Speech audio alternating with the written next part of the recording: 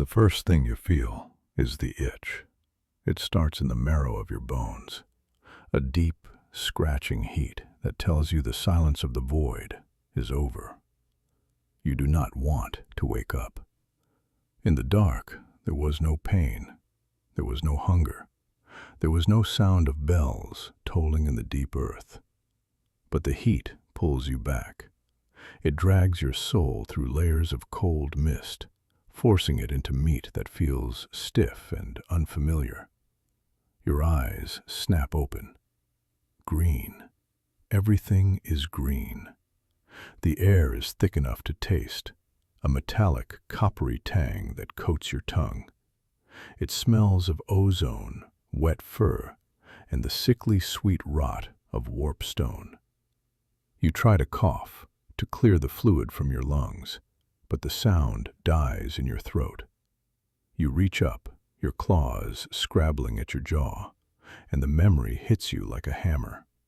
The tongue is gone. It was taken a lifetime ago, or perhaps 13 lifetimes ago. You remember dying again and again, crushed, burned, buried, bled out in the dark, and always dragged back. You are lying on cold stone. The floor vibrates, a rhythmic, grinding thrum that travels up through your ribs and into your skull. It is the heartbeat of Skavenblight, the city of pillars, the capital of ruin. You push yourself up.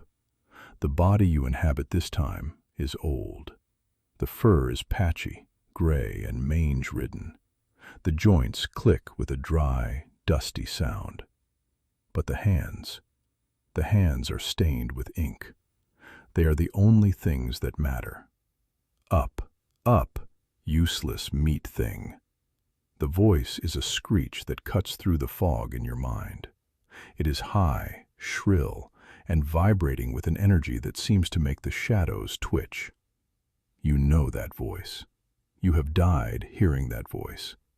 You turn your head. He is there. Grey Seer Thanquol. He stands over a table that is less a piece of furniture and more a chaotic landscape of maps, scrolls, and dead rats. He looks manic, even for him. His horns, curling from his skull, are crusted with green dust. His robes are tattered, scorched at the hem, smelling of sulfur. He is twitching, his tail lashing back and forth like a whip, knocking vials of fluid onto the stone floor. He does not look at you. He is staring at a map of the empire of man, his claw tracing lines that make no tactical sense. They whisper talk, he mutters to the empty room. Yes, yes. Thanquol hears. Thanquol knows. The council, the fat bloat lords of decay, they think Thanquol is done? They think the failure at Nuln was my fault? He slams a fist onto the table. A dagger jumps and clatters to the floor. Incompetence, sabotage. The warlock engineers gave me faulty powder. The packmasters gave me weak beasts. It was not Thanquol. Thanquol is genius. Thanquol is the horned rat's favorite. He spins around, his glowing eyes finally locking onto you. The madness in them is a physical weight. You, he hisses, scribe slave, you live again? You bow your head. You have no choice. The magic that binds your soul to his service is stronger than steel chains. You scramble to your feet, ignoring the protest of your new knees. You move to the lectern beside the table. The heavy book is there, the ledger. The binding is made of skin that feels disturbingly familiar. You pick up the quill. You dip it in the black ink. You wait. Thanquol scampers closer, smelling of fear musk and narcotic dust. He leans in, his whiskers trembling. Write, he commands. Write it now. New chapter. The great betrayal. Yes. Write that Thanquol has discovered a plot. a massive, vast conspiracy against his magnificence. You scratch the words onto the parchment. The sound of the quill is loud in the damp room. Scritch, scritch. The council summons me, Thanquol whispers, pacing again. They call for audience. They want to strip Thanquol of rank, feed Thanquol to the ogres. But I have a plan. Oh, yes, yes, a plan so cunning, so devious. He stops. He looks at the ceiling. You look up too. You cannot help it. It is the instinct of the prey. Above you, in the gloom of the cavern roof, you see movement. Not the natural shifting of shadows. This is darker, smoother. A shape wrapped in black cloth, clinging to a stalactite with impossible grace. Assassin, Clan Eshin. Your heart stutters. If Thanquol dies here, do you die too? Or does the spell break? Thanquol does not see it. He is too busy ranting, gesturing wildly at the map. The horned rat whispers to me, Thanquol says, his voice dropping to a reverent squeak. He says the end is coming. He says the man-things are weak. He says only Thanquol can pull the moon down. The shadow above detaches itself. It falls silently, a blade of weeping black steel in its hand. You want to shout. You open your mouth, but only a wet, raspy breath comes out. You are the chronicler. You are the witness. You cannot save him. The assassin lands, but Thanquol stumbles. It is pure, blind accident. He slips on the slick fluids of a broken vial he knocked over moments ago. He flails, screeching, his staff swinging wildly in a panic. The heavy warpstone head of the staff smashes backward. There is a sharp, cracking impact. The assassin, mid-lunge, takes the blow directly to the skull. The black-clad figure crumples mid-air and hits the floor with a heavy thud, twitching once before going still. Thanquol freezes. He is lying on his back, tangled in his robes, breathing hard. He looks at the dead assassin. He looks at his staff. He looks at you. For a second, there is total silence. Then, Thanquol scrambles up, dusting off his robes, his chest puffing out. "Ha!" he shrieks. You see, slave.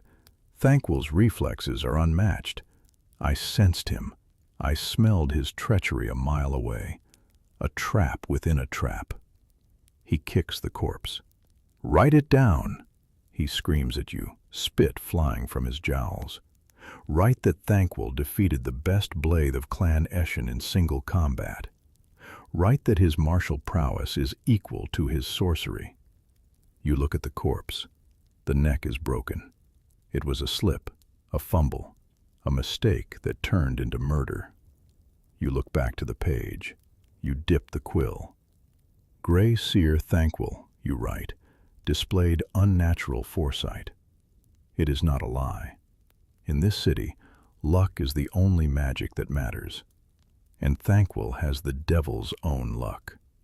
"Come, come," Thanquol snaps, grabbing his staff. The council waits. They think to judge me? I will bring this corpse. I will throw it at their feet. I will show them that Thanquol is not prey. Thanquol is the hunter. He marches toward the heavy iron door. You close the book. The weight of it pulls at your arms. You follow him into the corridor. The tunnel outside is dark, and the sound of the city is louder now. A cacophony of shrieks, grinding gears, and the chittering of 1 billion souls living in the dark. You are awake. You are alive. And the world is about to end. The corridor outside the Sanctum is not silent. Skavenblight does not sleep. It festers. You drag the dead assassin by the ankles. The body is a dead weight of muscle and black cloth that catches on the uneven flagstones. Each step sends a jolt of pain through your reconstructed joints, but you do not stop. To stop is to attract attention, and in the City of Pillars, attention is a death sentence. Ahead of you, Grey Seer Thanquol marches with a stride that is almost a strut. The tip of his staff strikes the floor in a rhythmic cadence, clack, clack, clack, echoing off the damp walls. He holds his head high, his horns scraping the low-hanging fog that clings to the ceiling like a shroud. Make way for the prophet of the horned rat, he shrieks at a cluster of clan rats huddled near a ventilation grate. They scatter, chittering in fear, pressing themselves flat against the slick brickwork to let him pass. They see the dead Eshin assassin trailing behind his servant, and they understand that something dangerous is walking these tunnels. The tunnels change as you ascend. The rough-hewn stone of the lower warrens gives way to ancient basalt architecture. Here, the walls are carved with gnawing faces, their eyes set with dull warpstone that pulses with sickly light. The air grows colder, yet somehow thicker. It tastes of copper and old blood. You have walked this path before. In your third life, you carried a chest of gold that Thanquol intended to use as a bribe. In your ninth life, you walked it in chains, meant as a sacrifice. You know where this leads. The great chamber of the Council of 13. Thanquol slows his pace, though he tries to disguise it as a thoughtful pause. He stops before a massive archway, muttering to himself, rehearsing the lies he is about to tell. Great lords, he whispers, his tail twitching nervously. I bring you, no, I present to you, yes, I present the traitor, the proof of the conspiracy against our glorious race. He glances back to be sure the corpse is still there. Drag it faster, slow meat, he hisses. The evidence must look fresh. It must look defiant. You tighten your grip on the assassin's cold ankles. You heave the body forward. As you do, your eyes catch movement in the upper vaulted ceiling. A small ripple in the darkness between two iron gargoyles. Another shadow. Watching. Thanquol does not see it. He is too busy smoothing the fur on his snout, preening for an audience that hasn't even begun. But you see it, the glint of a lens, the subtle shift of weight on a high ledge. The assassin you killed was not alone. He was merely the first. The Watchers are letting you pass. They are curious, or perhaps they have been ordered to wait and see if the Council tears Thanquol apart, so they do not have to waste their blades. You feel a cold sweat prickle under your patchy fur. You want to drop the body and run back to the dark, to the silence of the void. But the binding spell in your blood pulls you forward. It forces your legs to move. It forces you to serve.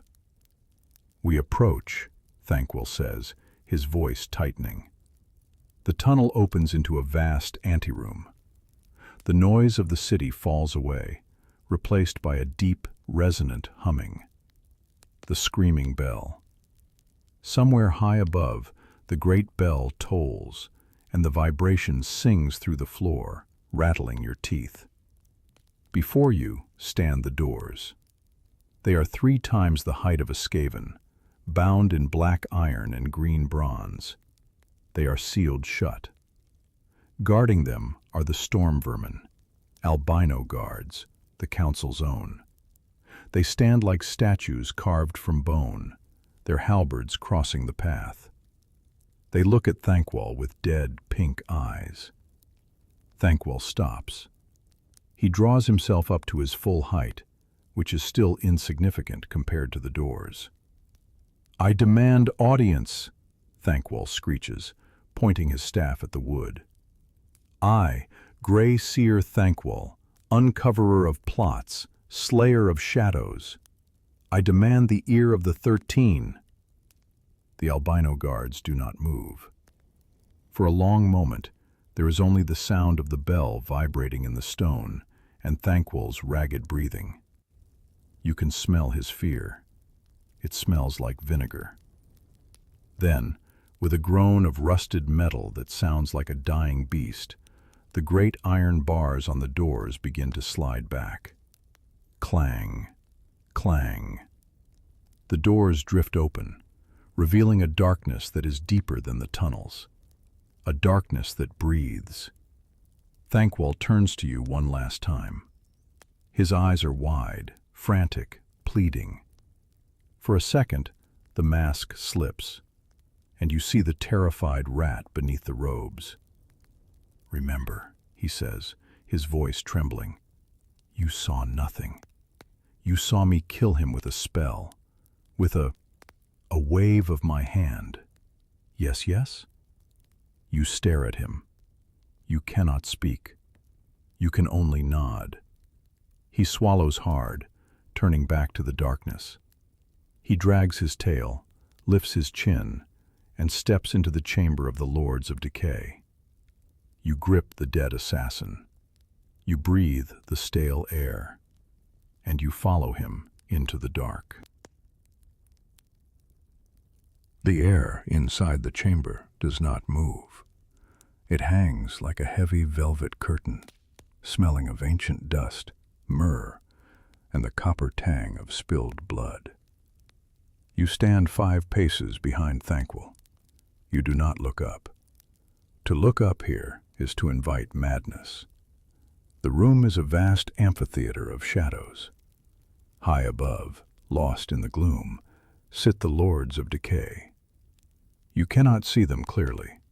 Only the glint of warpstone amulets, the shift of massive robed bulk, and the scratching of claws on iron armrests. There are 12 thrones visible. The 13th is empty, reserved for the great horned rat himself. Thanquol steps into the circle of green light at the center of the floor. He looks small. Even his arrogance seems to shrink under the weight of the gaze pressing down from the dark. He gestures with his staff, and the movement is jerky, frantic.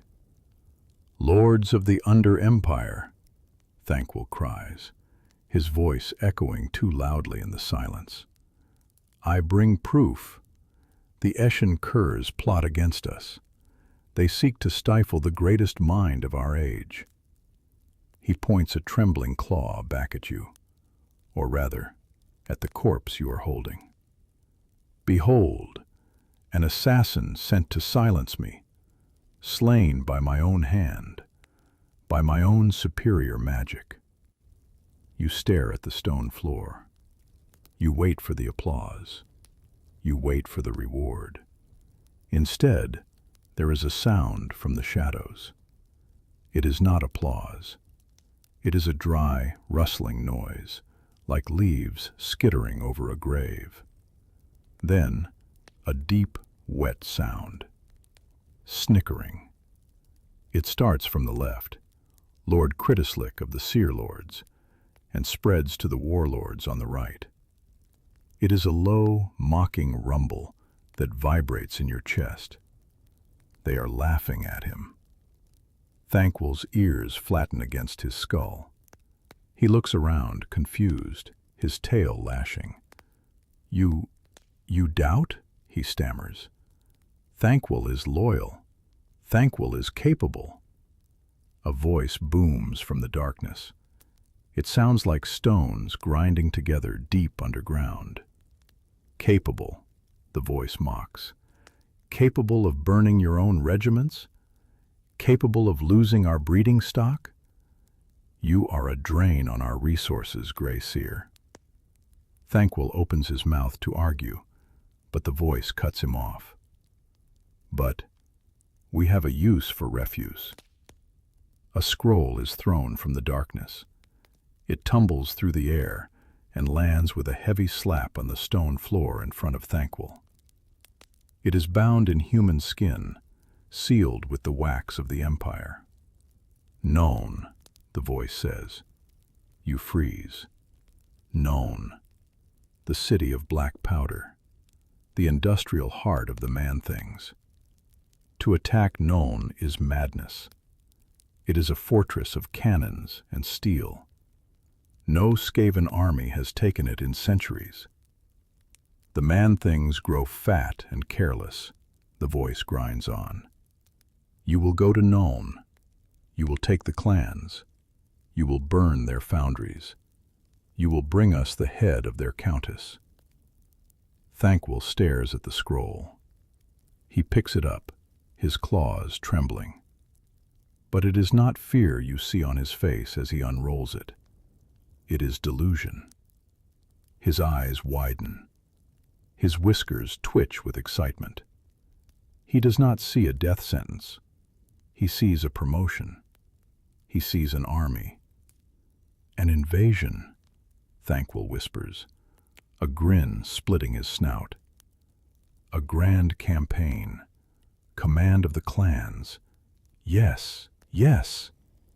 He looks back at you, his eyes manic. You hear, slave? They trust Thanquol. They give Thanquol the greatest prize. You look at the scroll in his hand. You look up at the shadows. You see the truth that he refuses to see. They are not giving him an army because they think he will win. They are giving him an army to dispose of him. They are sending him into the mouth of the cannon to be blown apart so they do not have to dirty their own claws. It is a suicide mission. I accept, Thanquol shrieks, bowing low. I will burn the man-city. I will make the black powder wet with their blood. Thanquol will not fail. Go, the voice commands, and do not return without victory. The word hangs in the air like a guillotine blade. Victory. There will be no victory. There will only be fire. Thanquol spins around, his robes swirling. He marches past you, clutching the scroll like a holy relic. Come, Chronicler, he barks. We must prepare. We must marshal the troops. The genius of Thanquol begins now. You turn to follow him. As you leave the circle of light, you glance back one last time at the darkness above. The snickering has stopped. They are already ignoring him. To them, he is already dead. You grip your ledger. You wonder if you will have enough pages to record the disaster that is coming. You step back into the corridor, the heavy doors groaning shut behind you, sealing your fate. You are going to Nuln, and you are going to burn. The transition from the silence of the council to the heart of the city is like stepping into a blast furnace. You leave the upper sanctums and descend, down through the spiraling ramps, down past the breeding pits, down to the great muster fields. Here, the air is no longer still. It vibrates.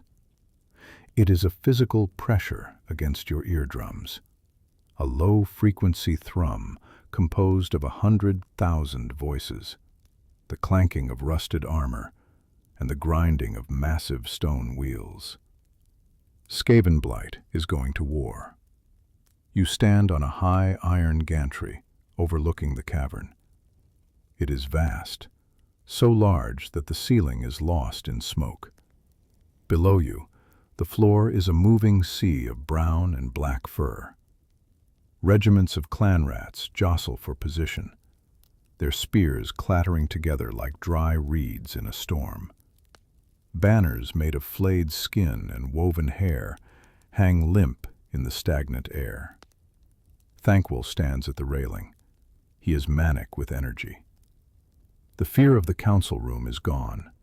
replaced by the narcotic high of command. "Look at them," he shouts over the din, though he does not look at you. "My legion, my instruments of ruin.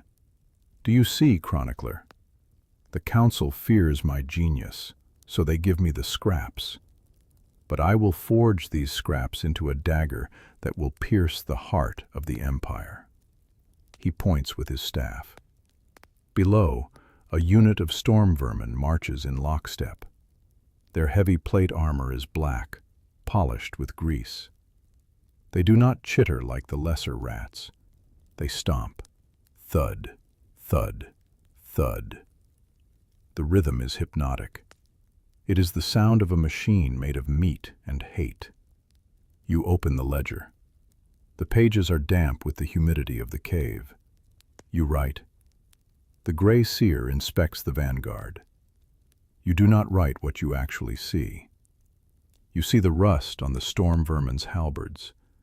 You see the packmasters whipping the giant rats because they are starving and trying to eat the infantry. You see a warp lightning cannon being dragged by a team of ogres, its wooden wheels cracking under the weight, leaking glowing green fluid onto the path. It is an army of broken things. "We march," Thanquol screeches, his voice cracking. "To the tunnels, to the surface, to Nuln." He turns and scampers toward his mount, a palanquin carried by 4 hulking slaves who look only slightly more alive than you feel. He climbs aboard, settling onto the cushions, looking every inch the conqueror. You close the book. You hoist the strap over your shoulder. The leather digs into your collarbone, a familiar ache that grounds you. You fall in behind the palanquin. The march begins. It is not a swift run. It is a slow, grinding river. You enter the deep tunnels, the underway, that stretch beneath the mountains of the world. The light of the warp lamps fades, replaced by the bioluminescent fungi that cling to the walls. The sound of the army changes. It becomes a rhythmic, scratching drone. Scritch, step. Scritch, step. Thousands of claws on stone. The squeak of leather. The wheeze of lungs breathing bad air. You walk with your head down, watching the tail of the slave in front of you. You count the steps to keep your mind from drifting back to the void. 1, 2, 3. The tunnel walls here are ancient. Dwarfen stonework, stolen and defiled eons ago. You run a claw along the wall as you walk. The stone is cold, sweating with moisture. You can feel the weight of the mountain pressing down.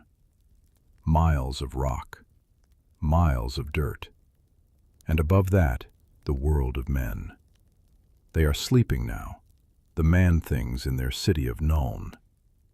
They do not hear the scratching beneath their floorboards. They do not feel the vibration in their cellars. Thanquol leans over the side of his palanquin, looking back at you. His eyes glow in the dark. Faster, Scribe. The glory does not wait for slow feet. You nod. You adjust the book. You walk. The tunnel stretches on forever, a throat of stone swallowing the army whole. The air grows warmer. You are moving up, toward the fire, toward the war. The rhythm of the march lulls you into a trance. You are not a warrior. You are not a general.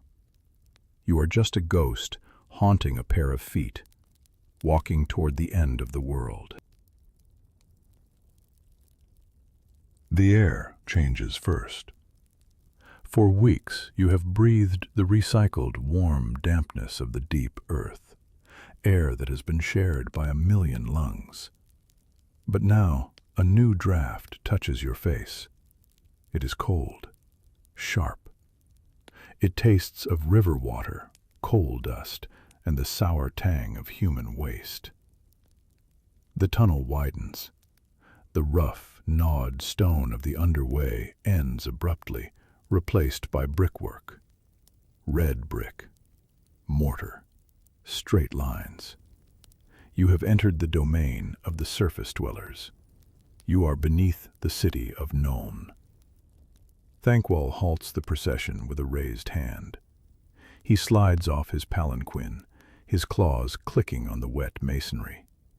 He looks at the walls with deep, abiding disgust. "Look at it," he sneers, his voice low. "Straight lines, sharp angles.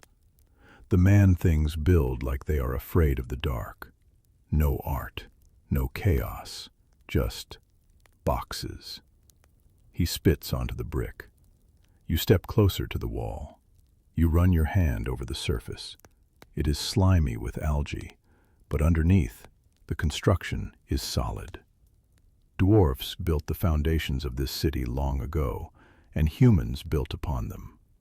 It feels rigid, unforgiving. Above you, through the vaulted ceiling, you hear a sound. Clop, clop, clop.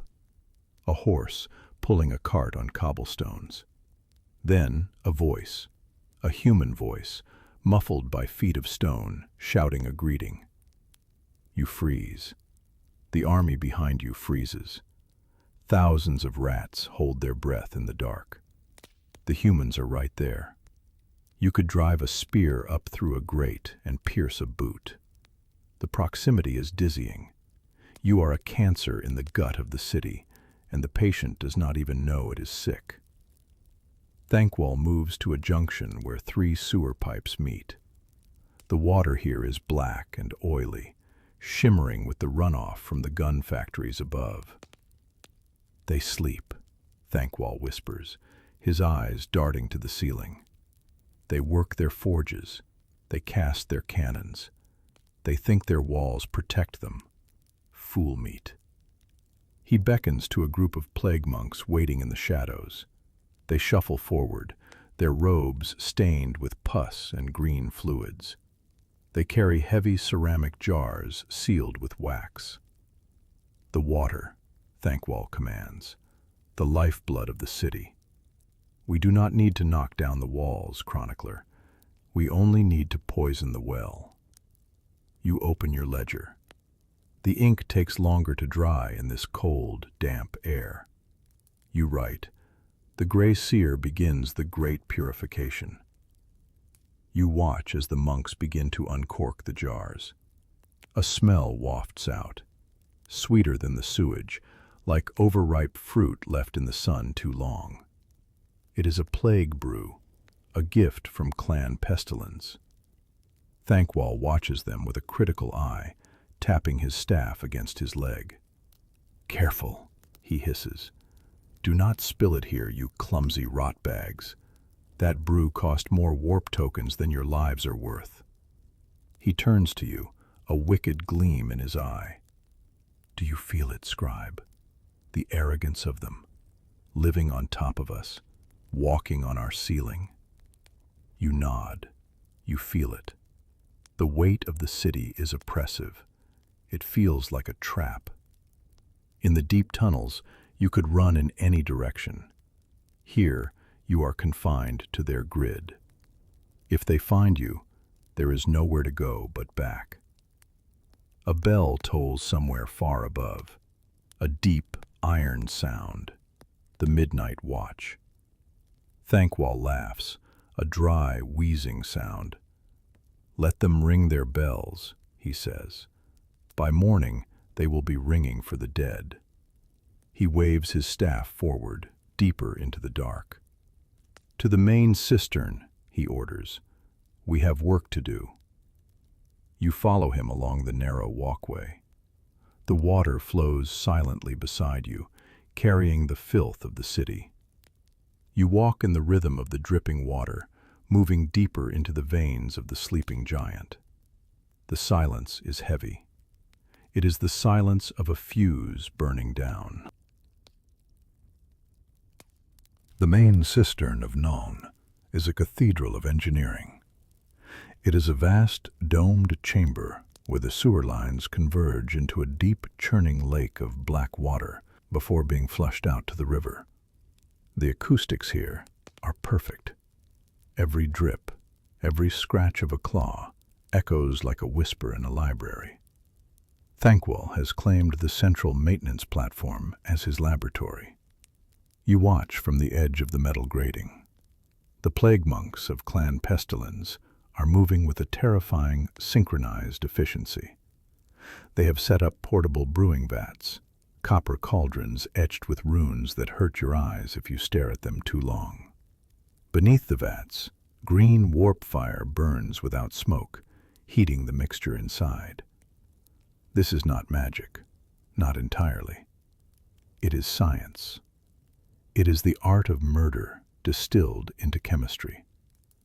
You dip your quill. You are here to record the recipe. Thanquol paces around the vats, his tail twitching with nervous energy. He does not trust the monks. He does not trust their equipment. Careful with the Warpstone dust, he snaps at a monk who is measuring a glowing green powder on a brass scale. Too much and you melt the pipes.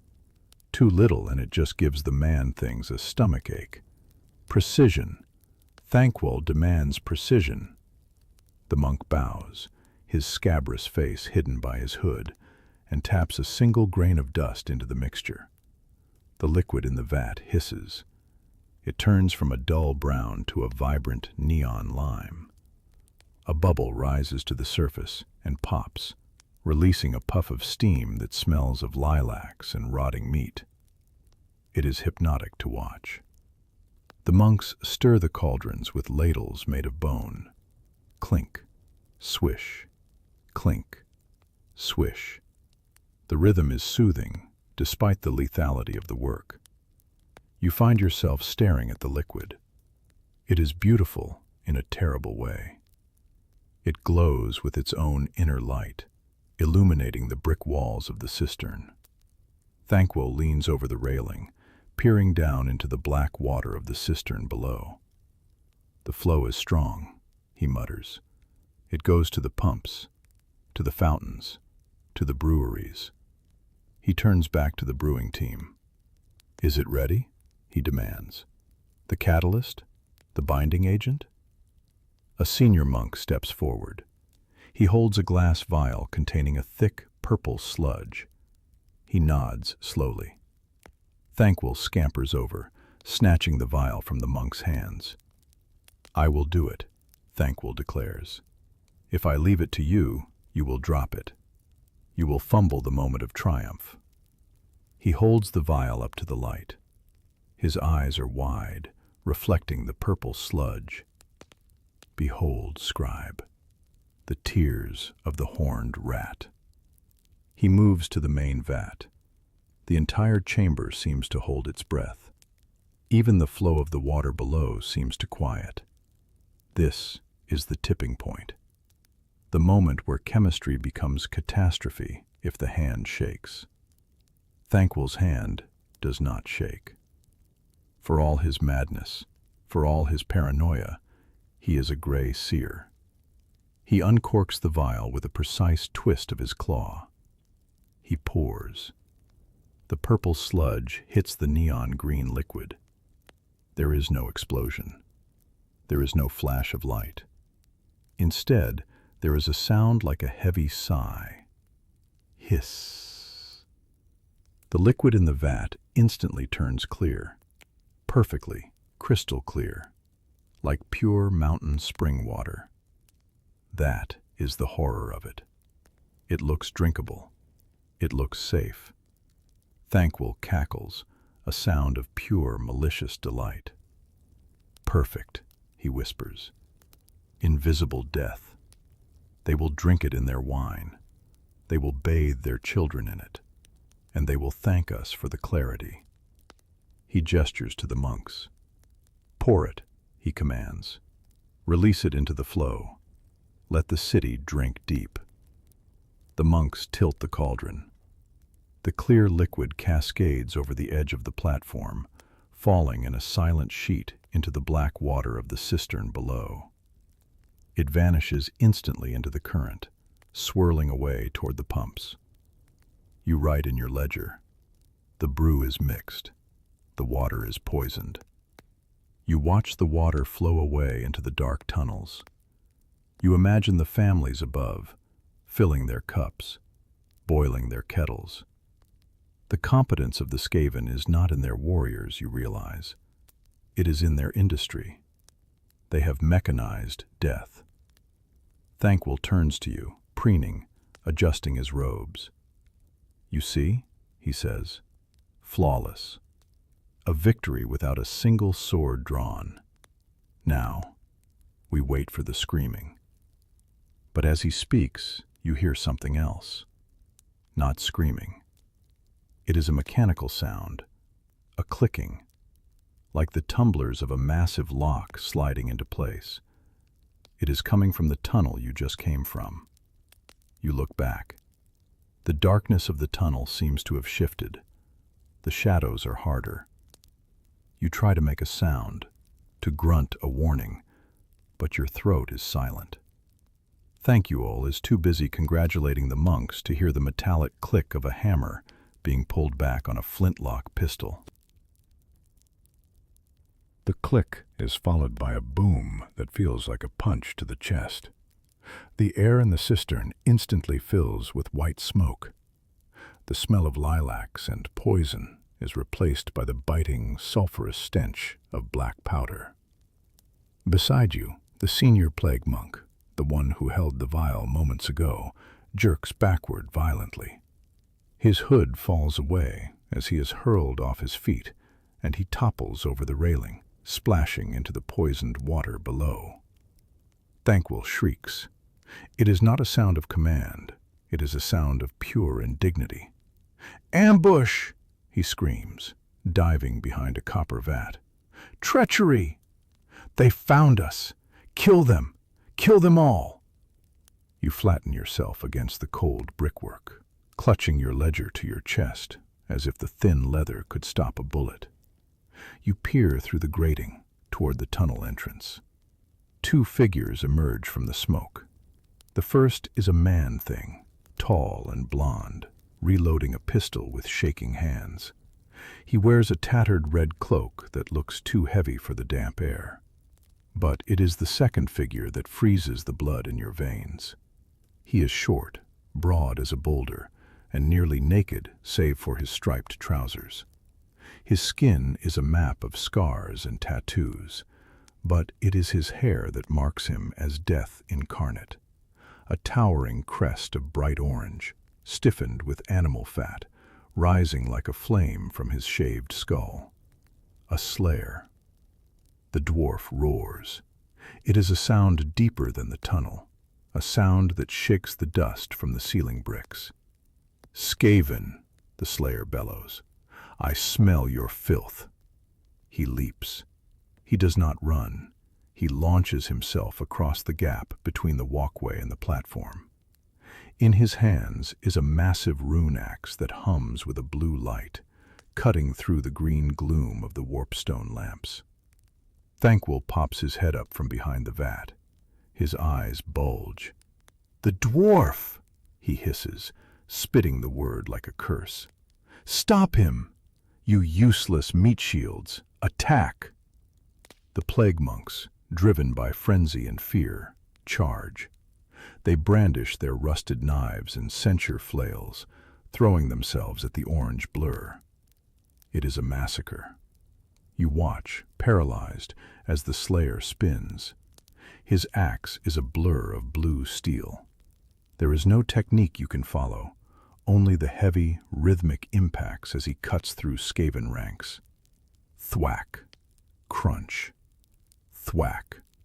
Bodies are hurled into the air like rag dolls, tumbling down into the cistern.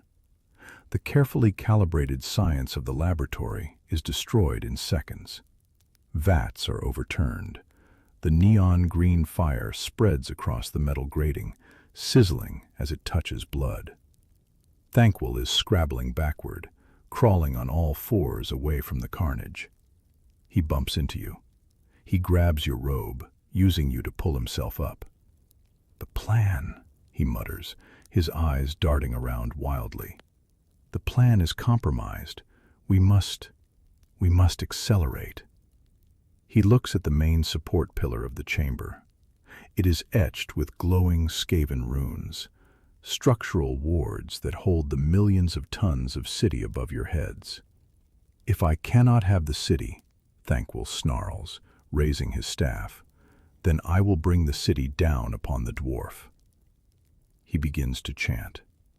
It is not the measured, scientific chanting of the monks. It is a frantic, jagged screeching of words that hurt to hear. Green lightning crackles around his horns. You look at the pillar. The runes begin to glow brighter. Too bright.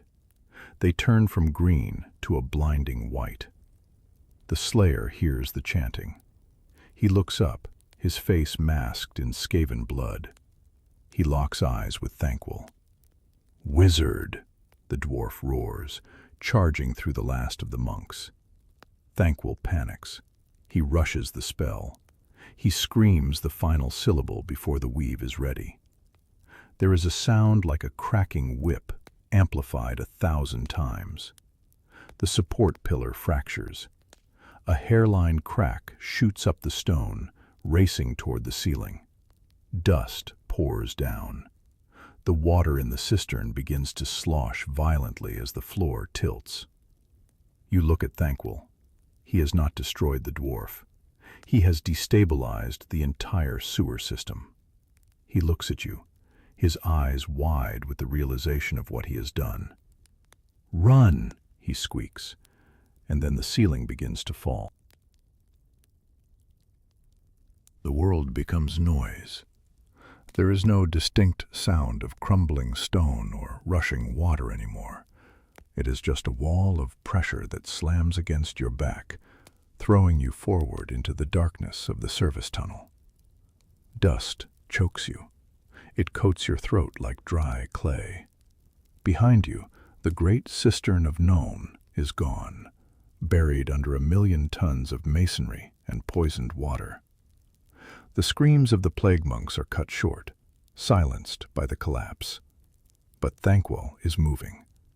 He is a blur of gray fur and green light, scrambling over piles of rubble with frantic, desperate energy.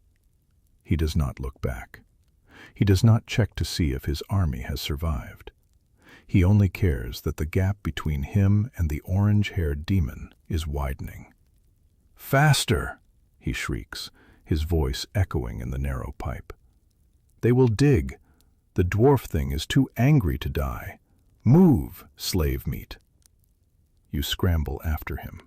Your lungs burn. Your reconstructed joints grind with every step. You clutch the ledger to your chest, shielding it from the dripping slime of the ceiling. The tunnel slopes upward. The air gets thinner, smelling of gas and unrefined warpstone. This is one of Thanquol's secret bolt holes, a rigged escape route drilled into the city's foundations for exactly this moment. Thanquol stops at a heavy iron bulkhead. He spins the wheel lock, his claws screeching on the metal. The door groans open. He pushes you through. You tumble onto the floor of a small, dry chamber. It is filled with barrels, not water, not food, black powder, and casks of raw warp fluid. It is a bomb. The entire room is a bomb meant to collapse the tunnel behind him. Thanquol stands in the doorway, looking back down the tunnel toward the ruin of the cistern. He is trembling. He sniffs the air. "He is coming," Thanquol whispers. "I can feel him. The Slayer." He digs. He claws through the stone. Thanquol's eyes narrow. He looks at the barrels. Then he looks at you. There is no apology in his gaze. There is only calculation. "The evidence," he mutters. "No witnesses, no trails." He raises his staff. Green fire gathers at the tip. You realize what he is about to do. You try to stand. You try to raise a hand. But the weariness of the sprint has shattered your legs. You are too close to the barrels. "For the greater glory of Thanquol," he says. He slams the staff down. The spark jumps. The world turns white. There is no pain at first. The heat is so absolute, so sudden, that your nerves do not have time to scream. You see your hand blacken and crack like burning paper. You see the pages of the ledger singe at the edges. The force of the explosion hits you, lifting you, tearing the spirit from the meat. You are dead. For a moment, there is only the void, the comfortable, silent dark where the bells do not ring. You drift. You are ready to let go. You are ready to sleep forever. But then, the hook. A green claw, made of magic and will, punches through the void and grabs your soul by the scruff of the neck. It yanks you back. You wake up, but your mouth makes no sound. You are lying in the snow. The air is freezing. Above you, the sky is a bruise of purple and black. You are outside the city walls. In the distance, a plume of green fire rises from the sewers of Nuln, lighting up the night. The explosion has collapsed a city block. You look down at yourself. Your body is scorched, smoking, blackened, but whole. The magic held it together, just barely. Thanquol stands over you, brushing soot from his robes. He looks annoyed. "Stop twitching," he snaps. "Get up." You drop the ink. He turns away, looking at the burning city. He spreads his arms wide. "Victory!" he declares to the empty, snowy field. "The enemy is buried. The city burns. Another triumph for the Grey Seer." He glances back at you, checking to make sure you are writing this down. "Write it," he commands. "Strategic detonation. Calculated sacrifice." You pick up the quill with trembling, burnt fingers. The pain is blinding, but the compulsion is stronger. You open the scorched ledger. "The Grey Seer," you write, "achieves a tactical withdrawal." Thanquol nods, satisfied. He points his staff toward the mountains, toward the deep wilderness where the winter winds are howling. "We go north," he says, "to the hell pit. I need a new bodyguard. This one," he looks back at the fire where the slayer is buried, "was defective." He starts walking into the snow. You stand up. You smell the harsh, cooked scent of your own fur. You feel the cold bite into your burns. You are alive. You follow him into the winter. The fire of Nuln is a distant memory now. There is only the white. You have been walking for weeks, or perhaps months. Time freezes in the surface world's winter. The wind is not like the draft in a tunnel. It is a living thing with teeth. It bites through your singed fur, gnawing at the burns that crisscross your chest. Your feet leave dragging furrows in the deep snow. You look back, and the wind erases them instantly. It is as if you do not exist. Thanquol walks ahead of you. He has lost his palanquin. He has lost his slaves. He has lost his army. There are only the two of you now, two specks of gray rot on a canvas of pristine white. He is muttering. The sound is snatched away by the gale, but you catch fragments of it. He follows. I hear him. The axe. The orange beast. Thanquol stops suddenly, spinning around to slash his staff at a pine tree. "Show yourself!" he shrieks at the wood. "I know you are there." You think a tree disguise fools Thanquol. Snow falls from the branches, burying him in a drift. He sputters, clawing his way out, looking wild and pathetic. His robes are stiff with ice. His horns are dull. The warpstone that fuels his magic is running low, and the withdrawal has made him twitchy. He looks at you. His eyes are yellow and bloodshot. "You heard it, Scribe?" he demands. "The laughter? The dwarf thing mocks me from the shadows." You shake your head slowly. There is no dwarf. There is only the wind howling through the black mountains. But you do not write this. You cannot write with frozen ink. Thanquol sneers. "Useless, deaf and mute. Why do I keep you?" He steps closer. The hunger in his eyes is sharp. You know this look. It is the look a rat gives a wounded kinmate before the teeth come out. Skaven do not carry rations. They are the rations. You clutch the ledger tighter. It is your shield. As long as you are useful, you are not food. "Write," he commands, his voice raspy.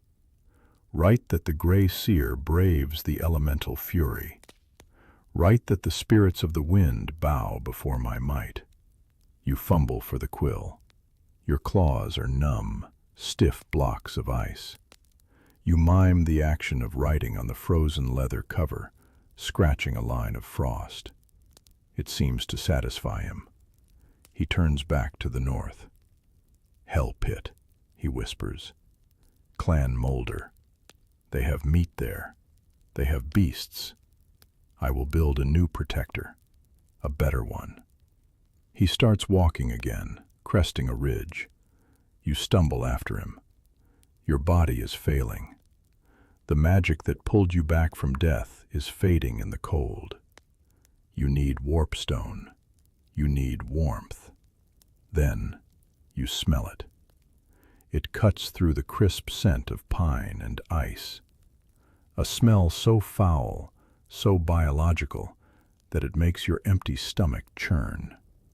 It smells of rancid fat, surgical spirits, and wet fur. Thanquol smells it too. His nose twitches. His tail lifts. "The Beastmasters," he hisses. You reach the top of the ridge and look down. Below, in a valley shrouded in unnatural fog, lies the Hell Pit. It is not a city. It is a scar on the world. Massive spiked towers of iron jut from the ice, venting green steam. You can hear the sounds of things screaming, creatures that have too many limbs, or not enough.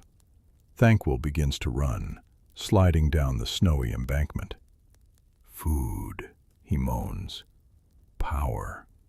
You watch him go. You look at the dark fortress.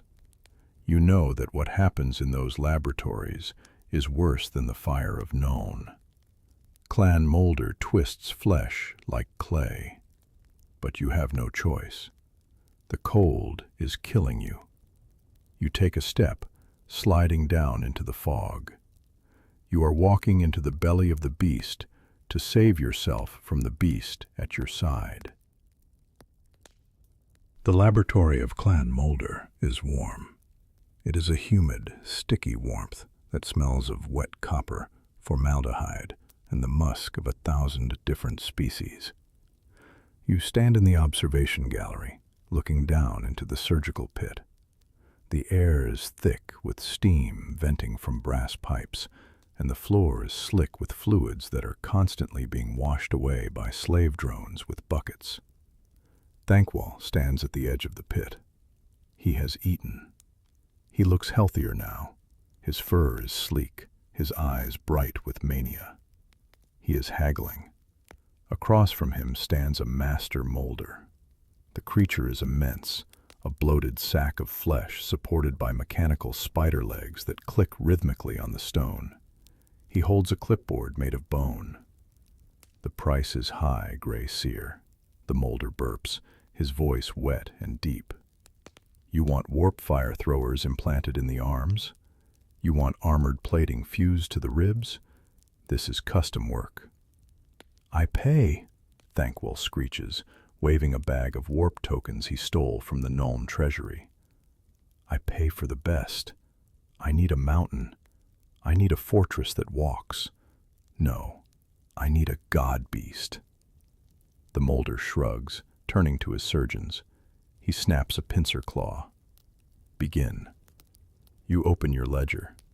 You are here to record the specifications of the asset. Below you, the work begins.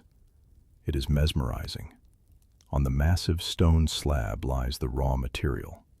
It is a rat ogre, a mountain of muscle, stitched together from the strongest parts of a dozen beasts. It is not alive, not yet.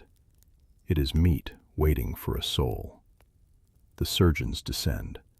They do not work with the frantic energy of the clan rats. They work with the slow, heavy precision of butchers. You watch as they peel back the skin of the creature's chest. There is no blood. The veins have been cauterized. They insert a rib cage made of black iron, bolting it to the spine with pneumatic drivers. Whir thunk. Whir thunk. The sound echoes in the chamber.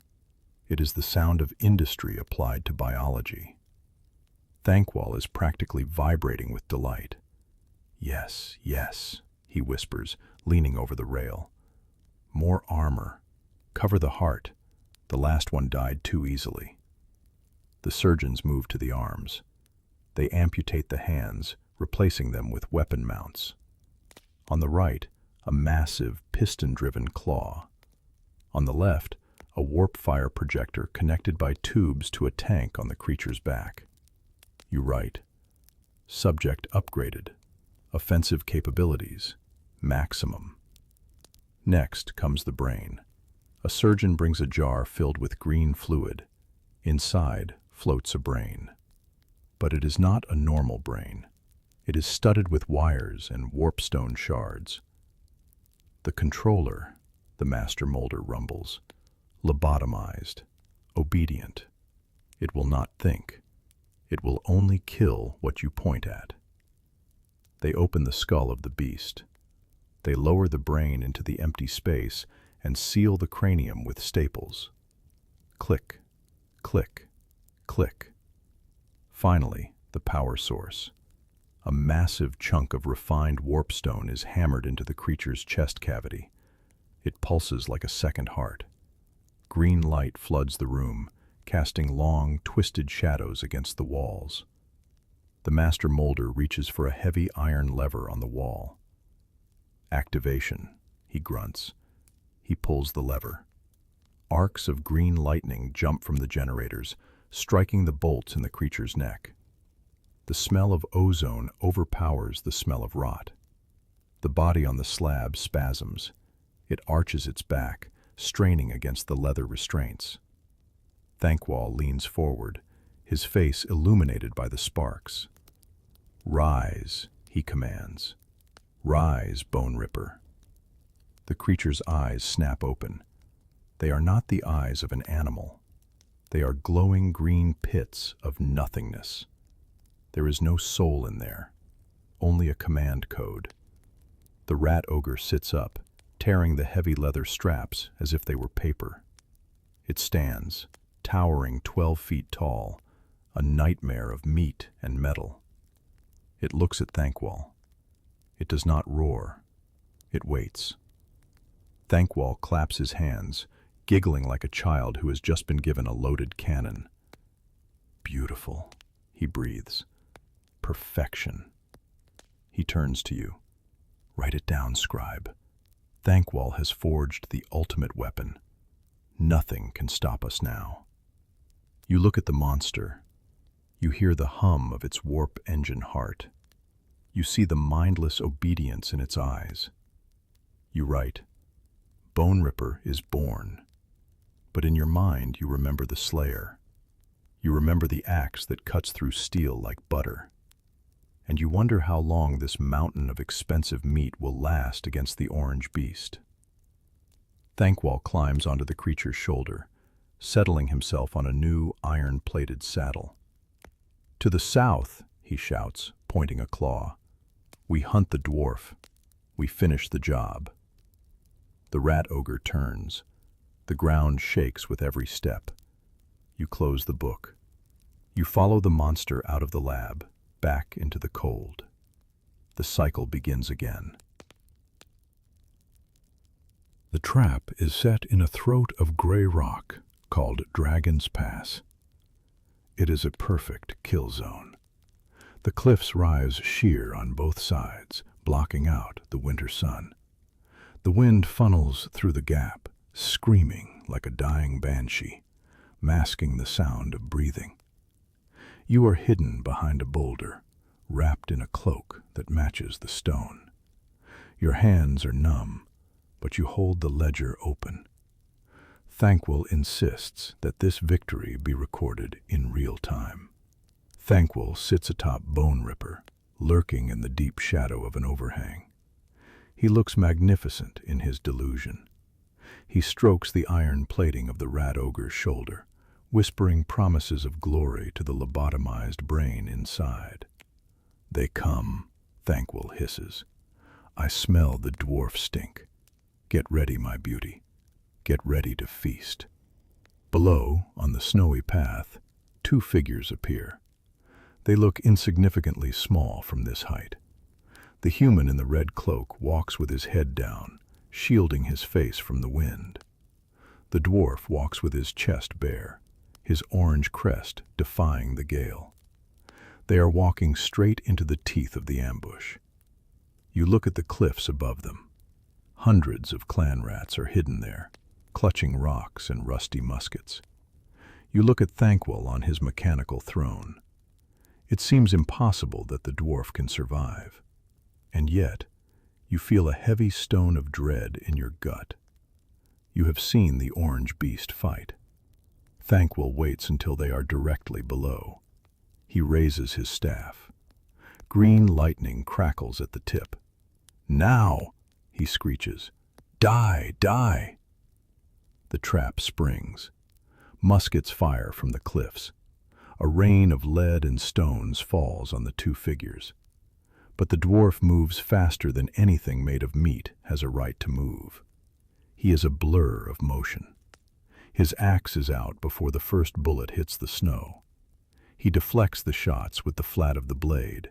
Ping, ping, ping, sparks flying like fireflies. Thanquol roars, slamming his heels into Bone Ripper's flanks. "Crush them! Burn them!" The rat ogre activates. The warp engine on its back whines, climbing in pitch to a scream. The beast leaps from the overhang, landing on the path with an impact that shakes the snow from the cliffs. It towers over the dwarf. It raises the piston-driven claw. It aims the warp fire projector. This is the moment, the triumph of science. The dwarf does not back down. He does not look for cover. He laughs. "Finally," the slayer bellows. "A challenge." Bone Ripper fires the warp stream. A torrent of green fire engulfs the path. You flinch, shielding your eyes. Nothing could survive that heat. But then, a shape bursts through the green flames. The dwarf is singing. He leaps through the fire, his beard singed but his skin untouched by the corruption. He jumps, finding purchase on the rat ogre's iron chest plate. The axe swings. It does not sound like metal hitting metal. It sounds like a bell being cracked. The rune axe shears through the iron plating. It shears through the reinforced ribs. It bites deep into the warpstone heart of the machine. There is a sound of tearing metal, and then a crackling electrical explosion. Bone Ripper staggers back, green sparks pouring from its chest. The light in its eyes flickers and dies. The massive mechanical claw goes limp.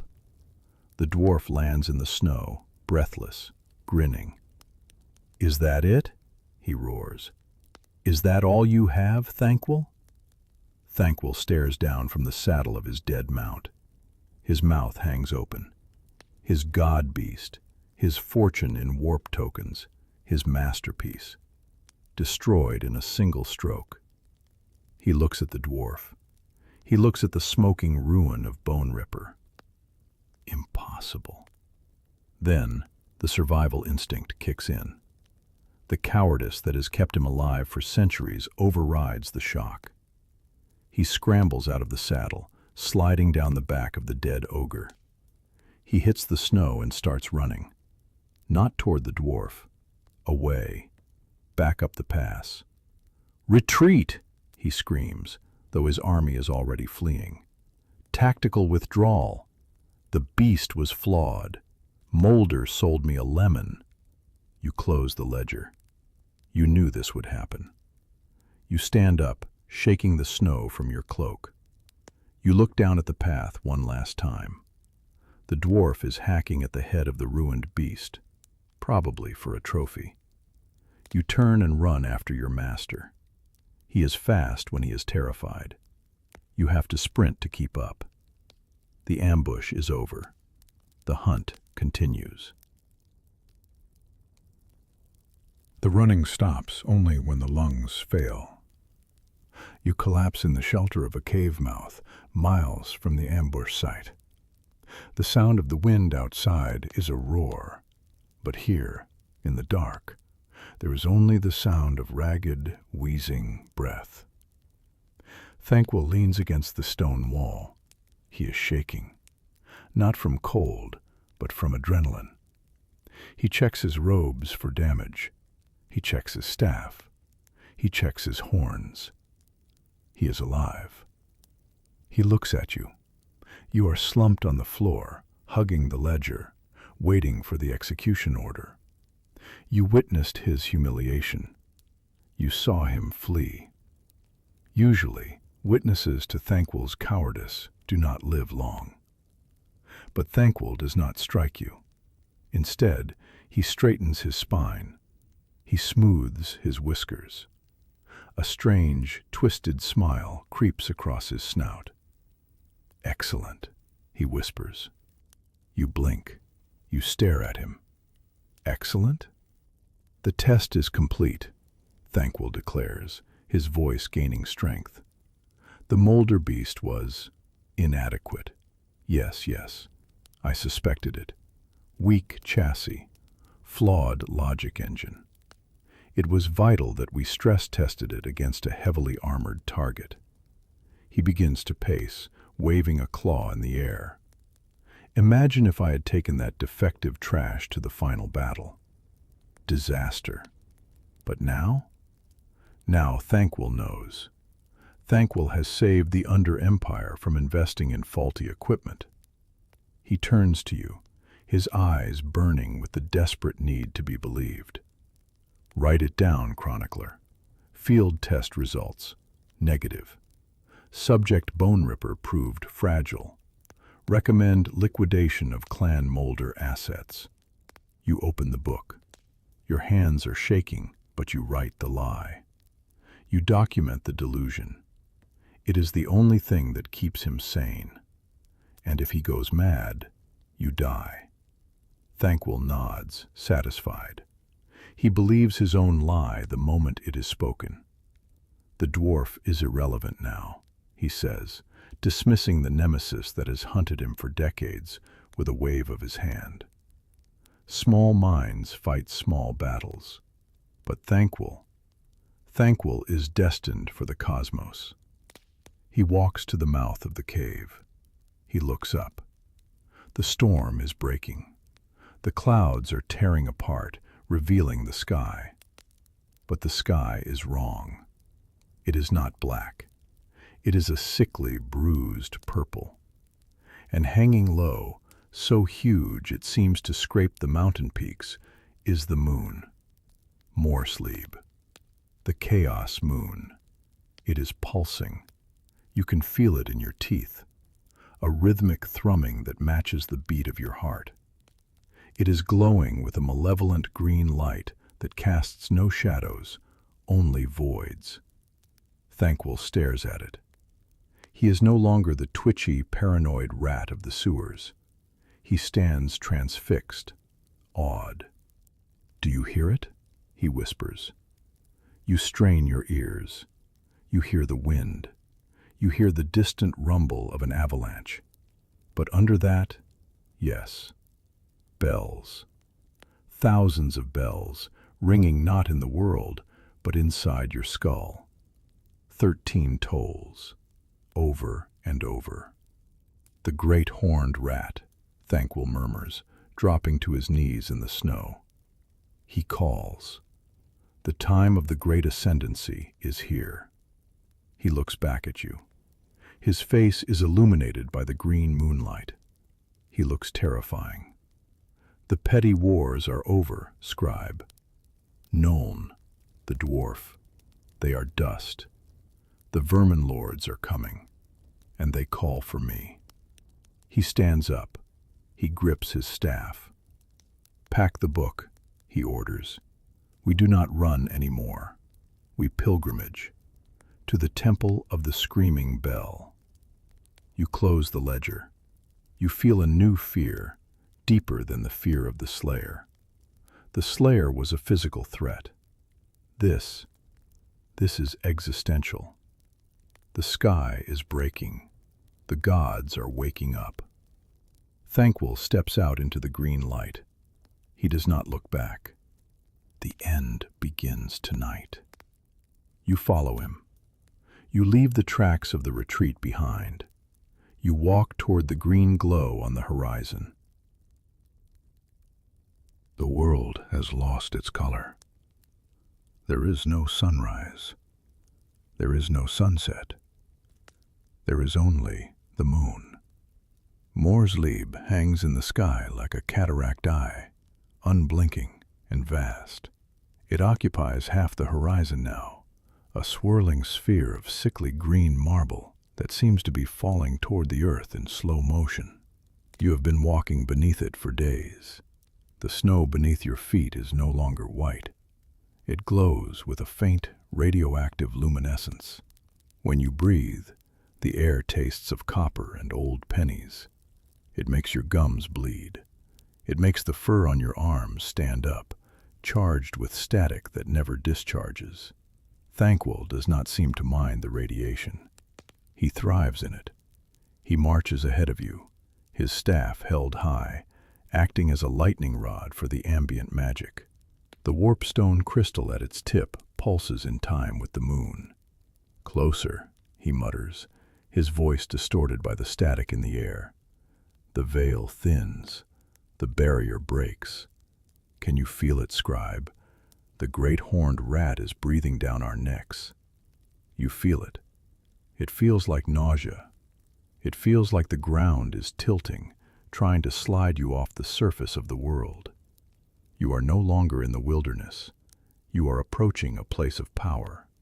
The trees here are twisted, their bark turned to black glass.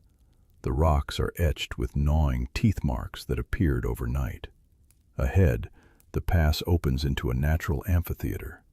And there, rising from the stone like a tumor, is the temple. It is not a building.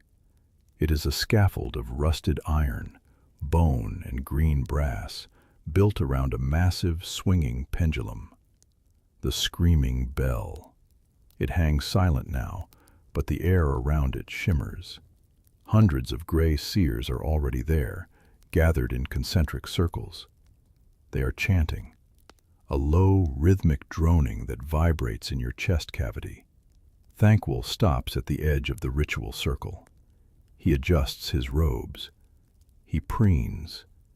He looks at the assembly of wizards not as equals, but as an audience. They wait for a conductor, he whispers to you. They wait for the voice that can pierce the heavens.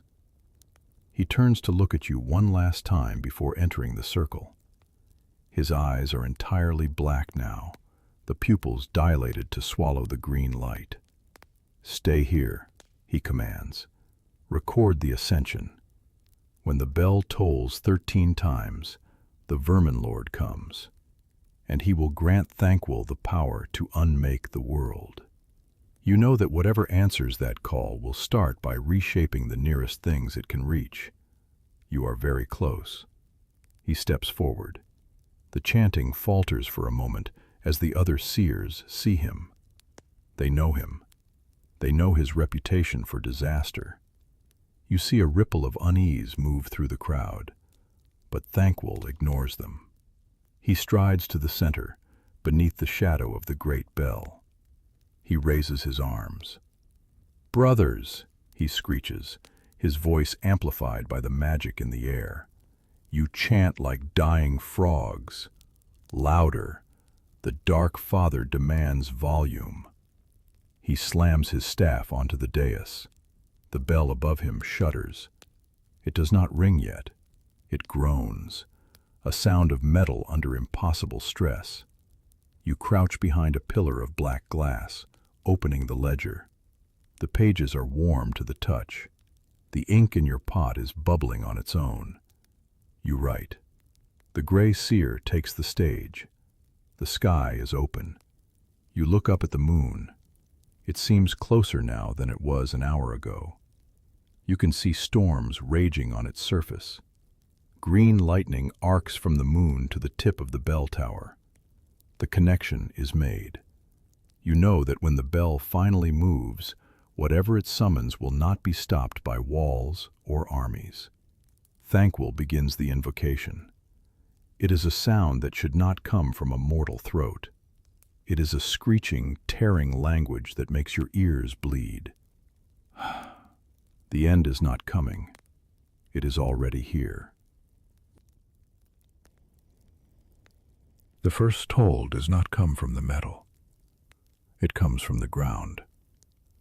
Thanquol raises his staff, and the green lightning that tethers the temple to the moon snaps tight. The massive pendulum above begins to move. It swings, slow, heavy, fighting the air itself. 1. The sound is not a noise, it is a shove. You feel it hit your chest, forcing the air from your lungs. The dust on the floor jumps 3 inches into the air and hangs there, suspended by the sonic pressure. Thanquol is screaming, but you cannot hear him over the hum of the bell. He is dancing on the dais, his movements jerky and puppet-like, as if the magic is pulling his limbs.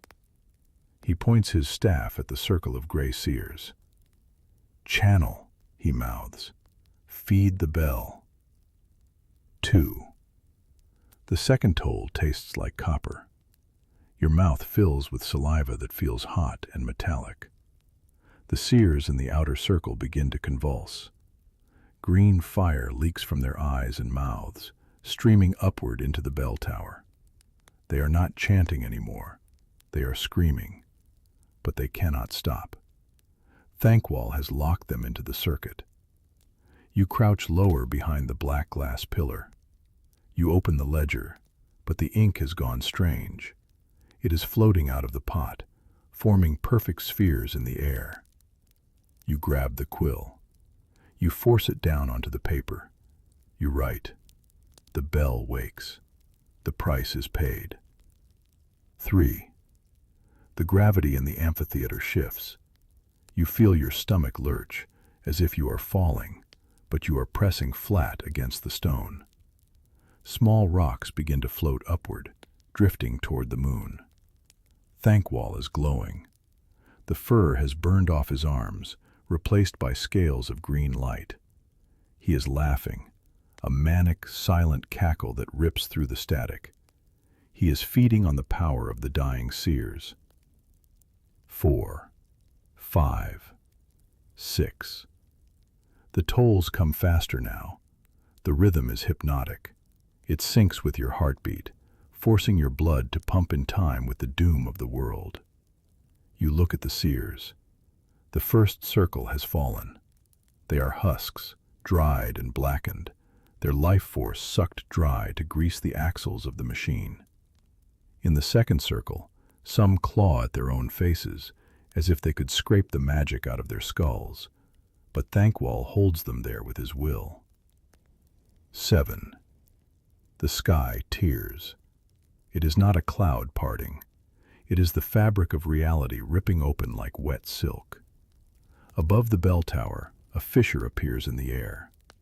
Inside the fissure, there is no green light. There is only a swirling, maddening kaleidoscope of colors that have no names. The realm of ruin. 8, 9. Thanquol is floating. His feet have left the dais. He hovers beneath the swinging clapper, his arms spread wide, embracing the hole in the world. He looks majestic. He looks like a god. "I am the door," Thanquol speaks, and his voice booms inside your skull, bypassing your ears entirely. "I am the key." 10, 11. The fissure widens. Something is pushing through from the other side. You see a hand, huge, furred, and tipped with claws the size of scimitars, grip the edges of the reality tear. The pressure in the crater is intolerable. Your nose begins to bleed. The ledger feels like it is burning your hands. You want to pass out. You want to sleep. But the bell keeps you awake. 12. The final circle of seers dies in a flash of green fire. They are consumed instantly, their bodies turning to ash that spirals up into the vortex. Thanquol is the only one left. He is the sole anchor for a storm that is destroying the sky. You know that if he falters, that storm will look for another anchor. You look up at the tearing sky. You look at the massive claws widening the breach. He prepares for the final toll. The 13th toll. The number of the horned rat. The bell swings back. It reaches the apex of its arc. It hesitates for a second that feels like an eternity. Thanquol screams one last command. "Come forth." 13. The sound shatters the black glass pillar you are hiding behind. It cracks the stone of the mountain. The shock wave knocks you flat, pressing your face into the glowing snow. Silence follows. Absolute, ringing silence. You lift your head. The bell has stopped. The green lightning is gone. But standing on the dais, where Thanquol once stood alone, is a shadow. It is 50 feet tall. It has horns that scrape the clouds. It holds a glaive that drips with liquid reality. The Vermin Lord is here. And Thanquol.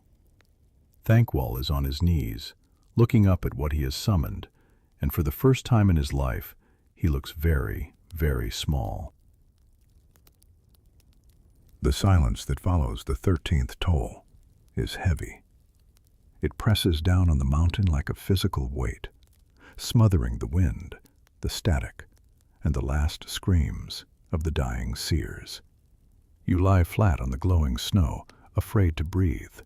The air is freezing again, but it burns your lungs with the scent of musk and rotten flowers. The creature on the dais is impossibly tall. It is a silhouette of ragged fur and dripping darkness, blocking out the stars. Its horns are crowned with warp lightning that arcs silently into the clouds. It holds a glaive, a weapon the size of a ship's mast, that sheds a black fluid which hisses where it touches the stone. A Vermin Lord, an avatar of the horned rat. Thanquol stands before it. He looks tiny, a speck of gray dust before a hurricane. But Thanquol is smiling. He rises, brushing the ash of his dead colleagues from his robes. He puffs out his chest. He adjusts his staff. He looks at the demon, not with fear, but with expectation. "I have done it," Thanquol shouts, his voice cracking with triumph. "I, Grey Seer Thanquol, have opened the door. I have called you forth, O King of Ruin." He spreads his arms, waiting for the embrace, waiting for the power. "I demand the boon," Thanquol continues, stepping closer to the massive, hoofed feet of the monster. "I demand the power to crush the surface world. Make me your vessel. Make me a god." The Vermin Lord does not look down. It is staring up at the green moon, its eyes glowing like dying suns. It inhales, a sound like a cavern collapsing. Then it laughs. It is not a sound you hear with your ears. It is a vibration that rattles your teeth and your skull. It is mockery made into sound. Thanquol. The Vermin Lord speaks. The voice is deep, layered, like 1,000 rats whispering in unison. The gnat demands the mountain bow to it? Thanquol falters. His smile twitches. I summoned you, he stammers. I paid the price. The seers, the ritual. The Vermin Lord moves. One moment it is standing still. The next, the butt of its massive glaive slams into the stone inches from Thanquol's nose. The impact knocks the Grey Seer onto his back. You opened a door, the demon rumbles. Do not mistake being a doorman for being the owner of the house. The creature leans down. Its face, a horrific, elongated skull of bone and green fire, fills the sky above Thanquol. You are small, the Vermin Lord hisses. You are petty. You squabble over cities of brick and mud while the cosmos burns. Thanquol is trembling now. The arrogance is gone, replaced by the shivering terror of a prey animal. He scrambles backward, his tail tucked tight. Mercy, Thanquol squeaks. I serve only the great horned rat. Then serve, the demon commands. It points a claw toward the west, toward the ocean, toward the distant continent of Lustria. The Moonbreaker, the Vermin Lord says. The engines of Clan Skryre are waiting. The moon is ripe, little seer, but it requires a push. Thanquol blinks, confused. Lustria? He whispers. The lizard things? But Nuln, the Empire. Dust, the demon roars. The force of the shout blows Thanquol across the dais like a dry leaf. The lizard men hold the geomantic web. They hold the world together. Go to Lustria, destroy their temples, shatter the moon, and let the reign of Warpstone end this reality. Thanquol scrambles to his knees. He bows so low his snout touches the stone. Yes, Lustria, I will go. I will burn the jungle. I will break the moon. The Vermin Lord straightens. It looks at the tear in the sky, which is already beginning to close, sealing the demon in the mortal world. Do not fail me, Thanquol, the creature whispers, and the shadows around you darken.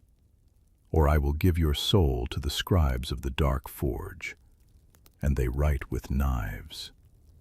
The demon turns and vanishes in a cloud of green smoke, teleporting away to fight battles beyond your comprehension.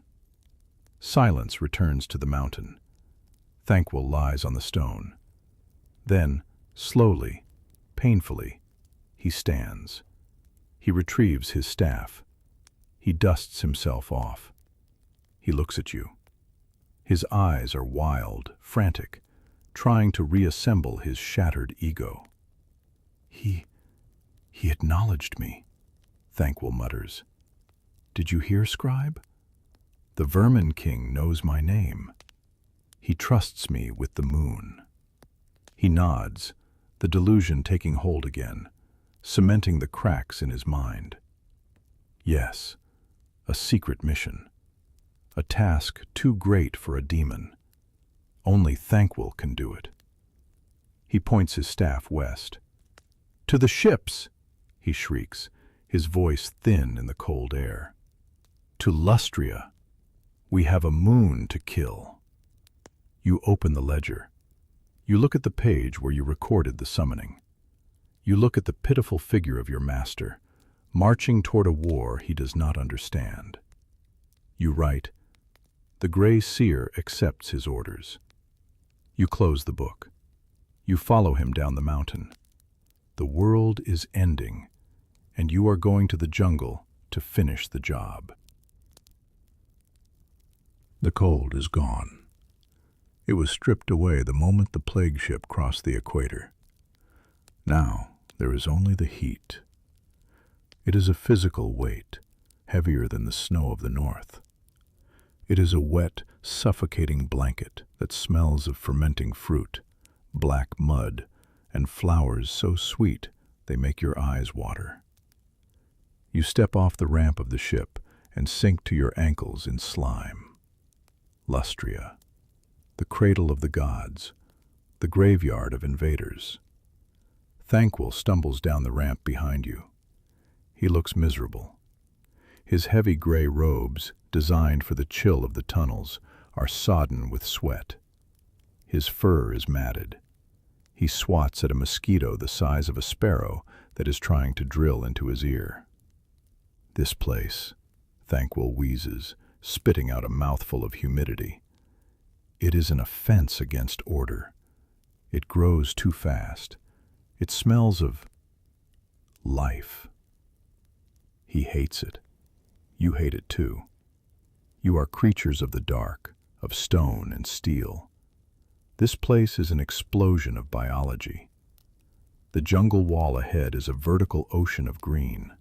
Vines strangling trees, trees crushing ferns, everything fighting for a scrap of sunlight. The noise is deafening. Millions of insects are screaming in the canopy. Birds with feathers like neon glass screech at you from the branches. You clutch the ledger. The leather cover is already warping in the damp air. You worry the ink will never dry here. To the camp, Thanquol barks at the column of miserable clan rats shuffling off the ship. Move, before the lizard things wake up. You march inland. The path has been hacked out of the jungle by clan Skryre warp grinders, but the jungle is already trying to reclaim it. Roots snake across the mud like tripwires. The heat rises as you go deeper. It is not just the sun. It is the engine of the forest itself, decomposing and rebirthing at a frantic pace. Thanquol rides on a new litter, this one carried by 4 plague-ridden monks who ignore the biting flies. He fans himself with a large leaf, looking paranoid. They are watching, he mutters, eyes darting to the tree line. The cold ones, the Saurus. They blend in. They wait. You look at the trees. You see nothing but shadows and steam, but you feel it too.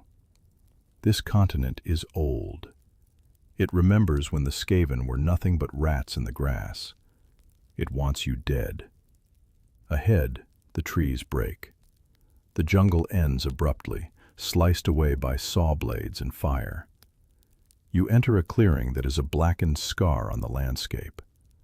The smell of orchids is replaced by the comforting, familiar stench of oil and warpstone. The camp of Clan Skryre. It is a chaotic sprawl of scaffolding, drilling rigs, and lightning towers.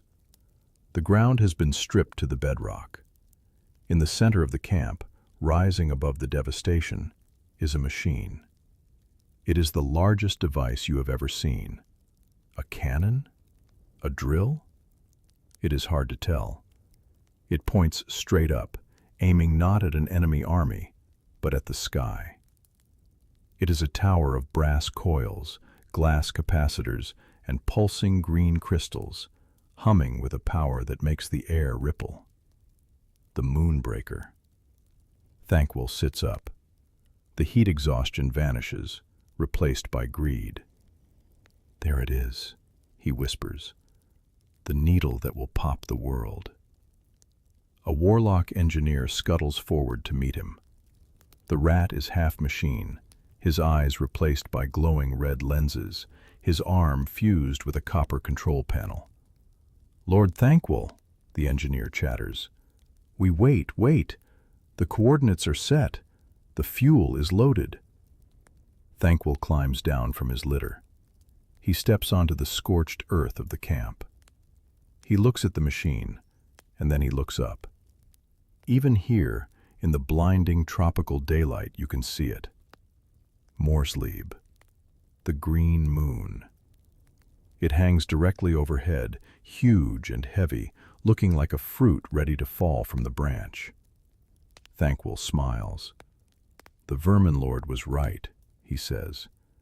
"It is ripe." He turns to you. "Record this, Scribe. Today, Thanquol declares war on gravity." You open the book. You wipe a drop of sweat from the page. You write, "The weapon is found. The target is locked." You look at the machine. You hear the deep, dangerous thrum of its engines.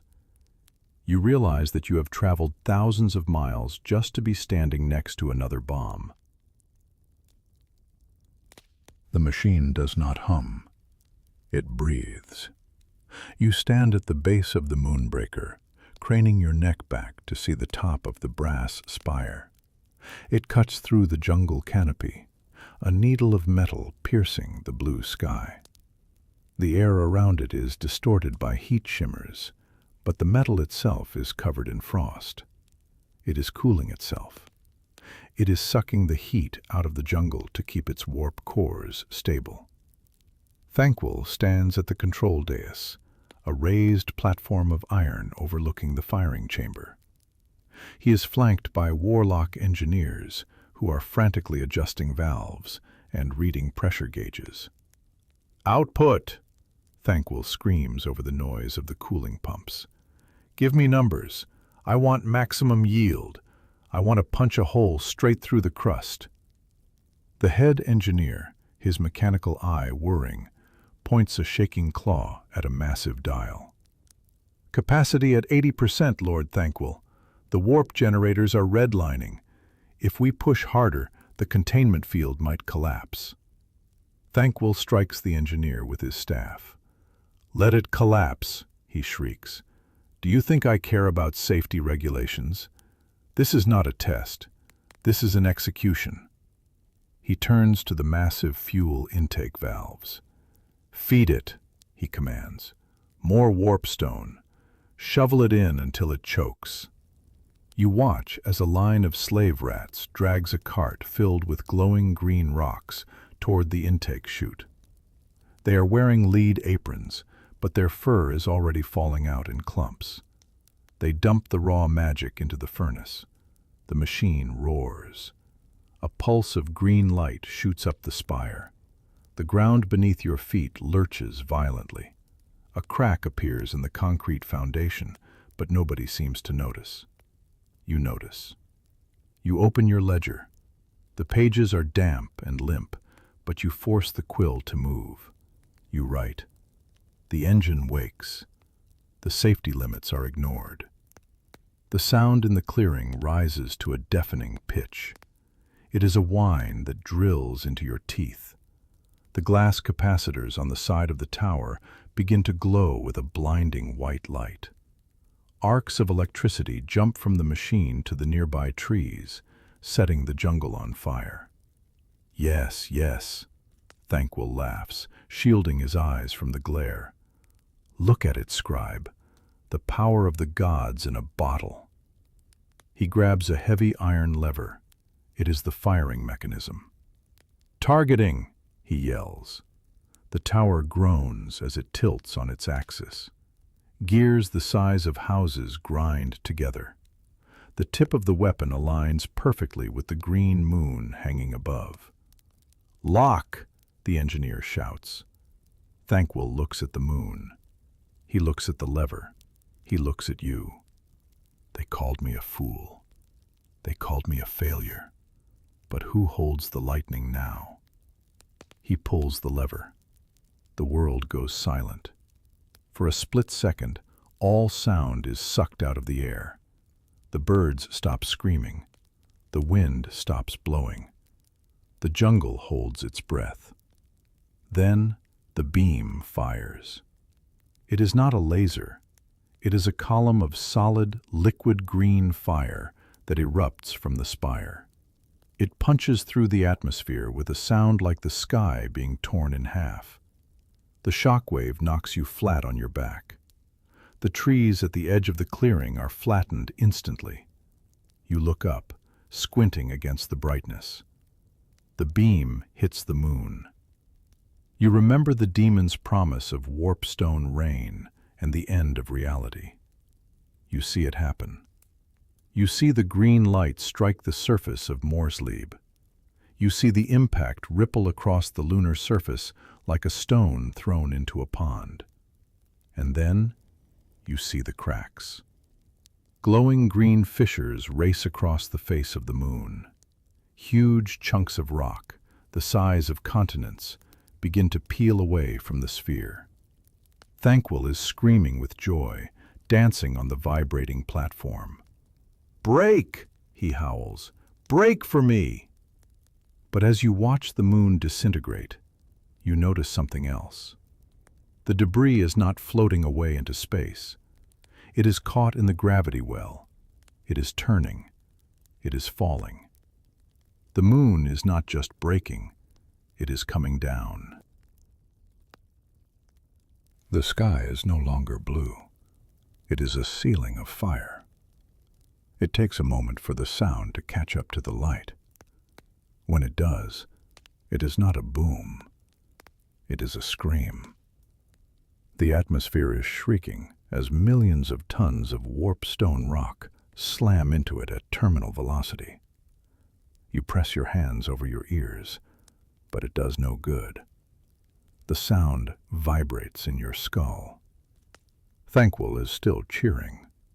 He is leaning over the railing of the control platform, watching the destruction of the heavens with the innocent delight of a pyromaniac. "Look at them fall," he shouts, pointing at the streaking green meteors. "Rain, rain, you beautiful death. Burn the lizard things to ash." The first meteor hits. It strikes miles away, deep in the jungle. A mushroom cloud of green dust and fire rises above the canopy, instantly vaporizing the trees. The shock wave rolls toward you, flattening the jungle like grass under a giant's boot. Then the second hits. Then the third. The horizon becomes a wall of explosions. You can feel the heat on your face, sharp and blistering. The air in the clearing is sucked away to feed the firestorms. Beside you, the Moonbreaker machine begins to die. The massive brass coils, pushed beyond their limits, start to slag. Molten metal drips from the tower like wax. The Warlock engineers are scrambling, trying to vent the pressure, but it is too late. The machine has served its purpose. Now, it is just a bomb. "Lord Thanquol!" the head engineer screams, his mechanical arm sparking. "The feedback loop, it is reversing. We must evacuate." Thanquol ignores him. He is mesmerized by the apocalypse he has authored. "Evacuate?" Thanquol laughs. "Why run? We have won. The geomantic web is broken. The Saurus are burning." You look at the machine. The glass capacitors are cracking. Green steam is venting from the joints. You look at the sky. A meteor, larger than the others, is not heading for the jungle. It is heading for the camp. You grab Thanquol's robe. You yank him back. He spins around, snarling, raising his staff to strike you. "Do not touch me, slave. I am watching my—" Boom. The cooling tank behind him explodes. A geyser of superheated water and warp fluid erupts, spraying the platform. The engineer who warned him is erased in the spray. Thanquol stumbles back, his fur singed, the wind knocked out of his arrogance. He looks at the ruin of the machine. He looks at the meteor growing larger in the sky above. The realization hits him. Gravity does not care about his victory. "Run!" he squeaks. It is the same command from the sewers of Nuln, the same panic, the same cowardice. He scrambles down the ladder, moving with the desperate speed of a rat who knows the ship is sinking. "To the portal!" he screams at the panic-stricken clan rats below. "The plan is complete. Leave the machinery. Save the genius." You follow him down. The ground is shaking so violently you can barely keep your footing.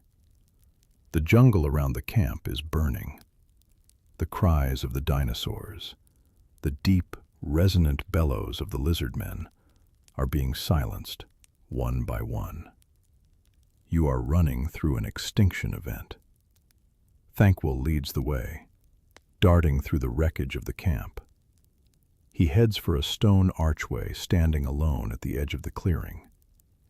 It is a gnaw hole, a magical shortcut through reality. It is flickering. The instability of the world is destabilizing the magic. "It is closing!" Thanquol howls. "Faster!" Behind you, the Moonbreaker tower finally gives up. With a groan of tearing metal, the massive spire collapses, crashing down into the jungle. The impact throws you forward. You scramble on all fours, dirt and ash filling your mouth. The meteor above is brighter now. It fills the sky. You can see the craters on its surface. You can hear the roar of its descent. Thanquol reaches the portal. He dives through the swirling green mist without looking back. You are 10 paces behind.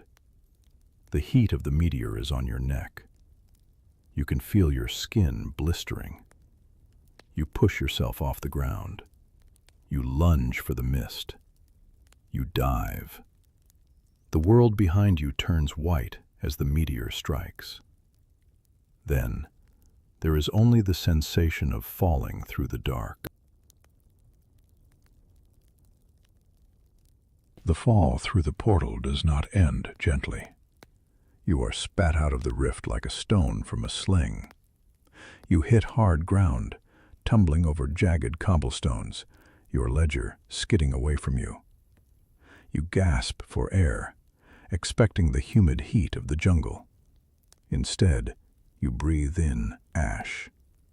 It coats your tongue, dry and bitter. It fills your eyes. You scramble to your knees, coughing, wiping the grit from your face. The air is cold, but it is not the clean winter cold of the mountains. It is a dead cold, the cold of a grave. You look around. You are in a city, or what remains of one. The architecture is human. Tall spires, fortified walls, statues of bearded gods holding hammers. But the city is burning.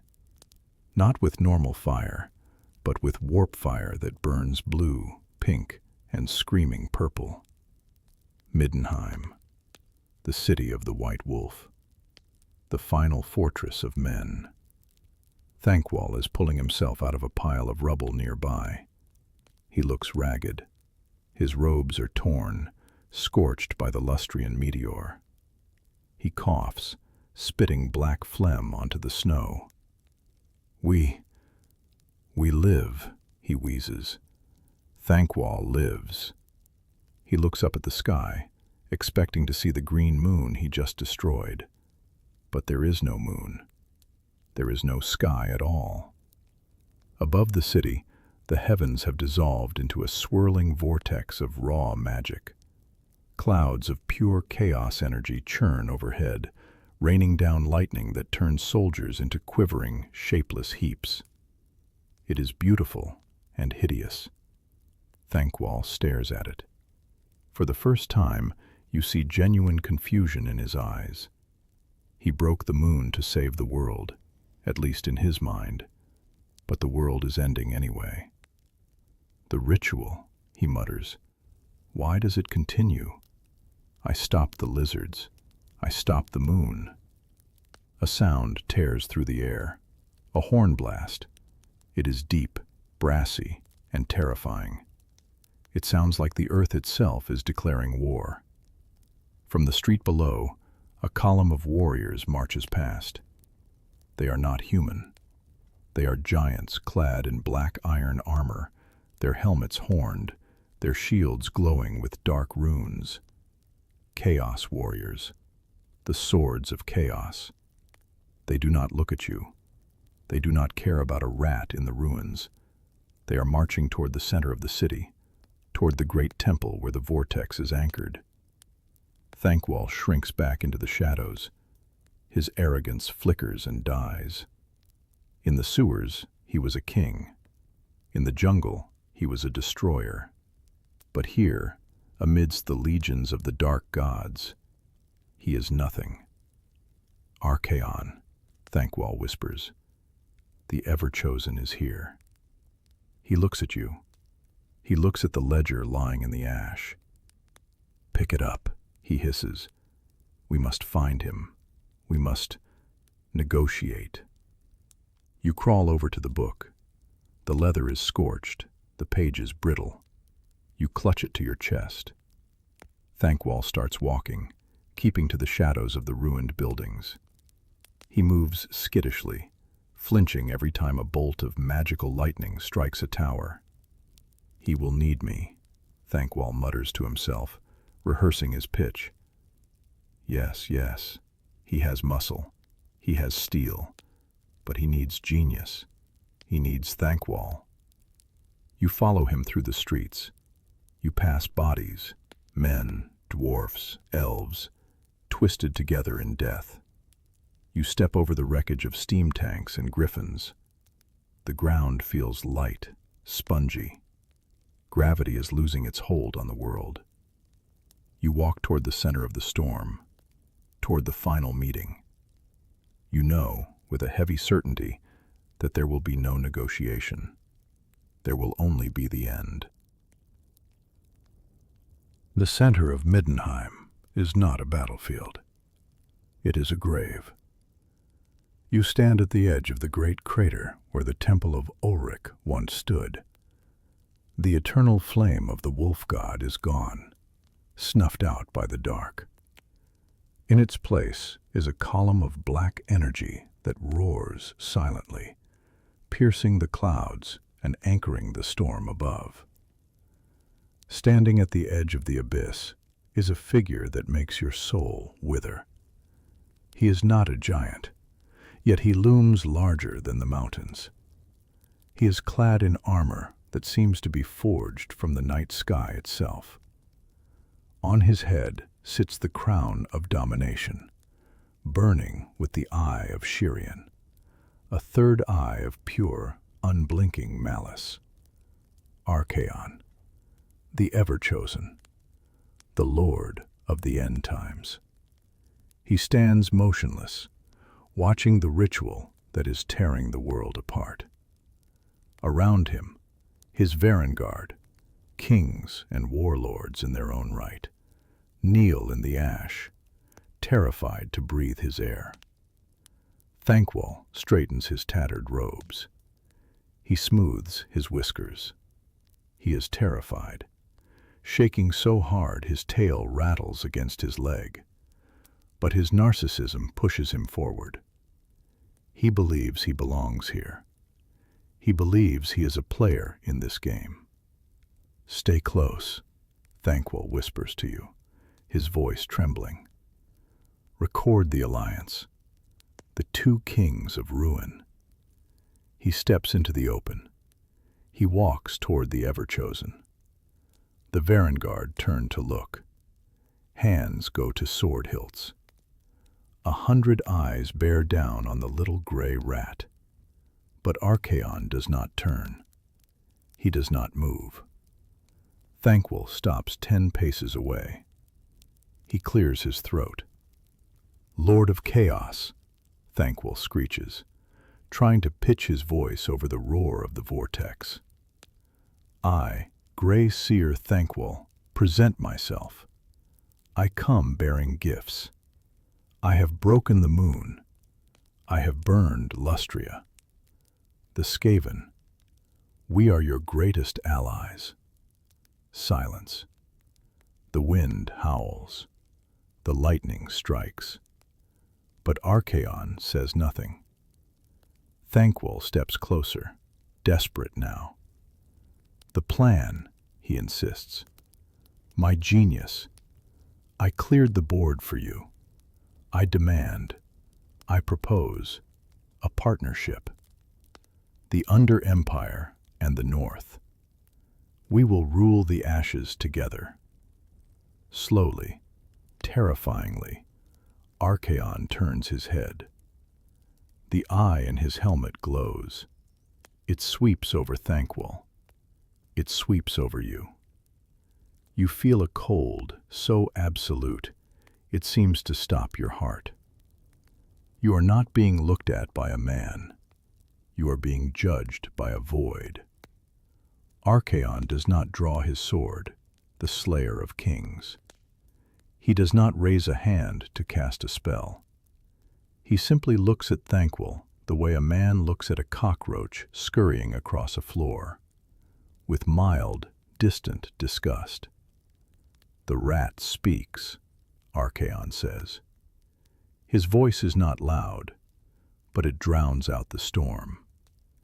It sounds like iron grinding on bone. Thanquol puffs out his chest. "Yes, yes, the rat speaks. The rat acts. I..." "Go," Archaon commands. He turns back to the vortex. "Scavenge what you will. Die where you please. The world ends now. Your petty schemes are finished." It is a dismissal. It is worse than an execution. It is total indifference. You understand, with a sinking feeling, that if he truly cared enough to notice you, you would not survive the attention. Thanquol stands frozen. His mouth hangs open. He expected rage. He expected a duel. He expected recognition. He got nothing. The Varengard laugh. It is a cruel, barking sound. They turn their backs on him. Thanquol staggers back as if slapped. He looks at you. His eyes are wet, frantic. He is overwhelmed, Thanquol mutters, the lie thin and brittle. Yes, he is jealous. He fears my intellect. We will leave him to his failure. He grabs your sleeve. He pulls you away from the crater, away from the Lord of the End Times. "Come away, Scribe," he hisses. "This place is boring. We will find our own spot to watch the fireworks. Somewhere safe." You stumble after him. You look back at Archaon one last time. The Ever-Chosen raises his sword. The column of black energy widens. The ground beneath your feet begins to crack. Archaon was right. The schemes are over. The physics of the world are finally giving up. The ground beneath your feet does not split. It unhooks. One moment, you are standing on the cobblestones of Middenheim. The next, the concept of down ceases to exist. The city screams as it tears itself apart. Great chunks of the Fauschlag rock, miles of granite, lift silently into the air, drifting like dandelion seeds in a gale. The laws of physics, tired and broken, simply let go. You are floating. You clutch a gargoyle's head to anchor yourself, your legs dangling over an infinite drop that is no longer there. Around you, the sky has turned the color of bruised iron. There are no clouds. There is only the raw, swirling matter of the ether, leaking in to digest the mortal plane. Thanquol is drifting nearby.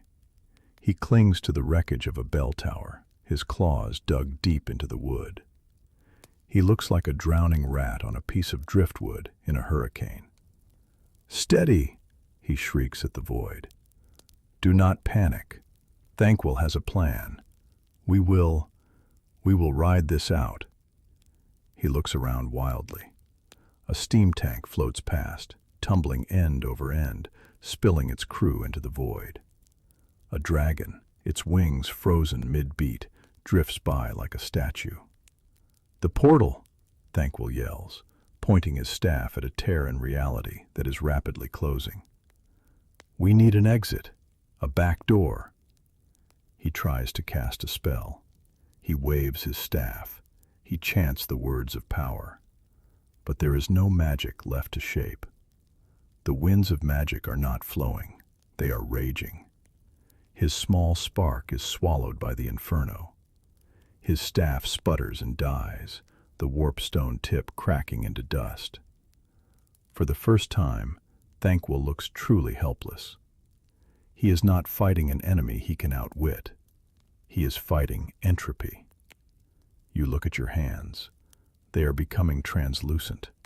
You can see the veins, the bones, and then the stars behind them.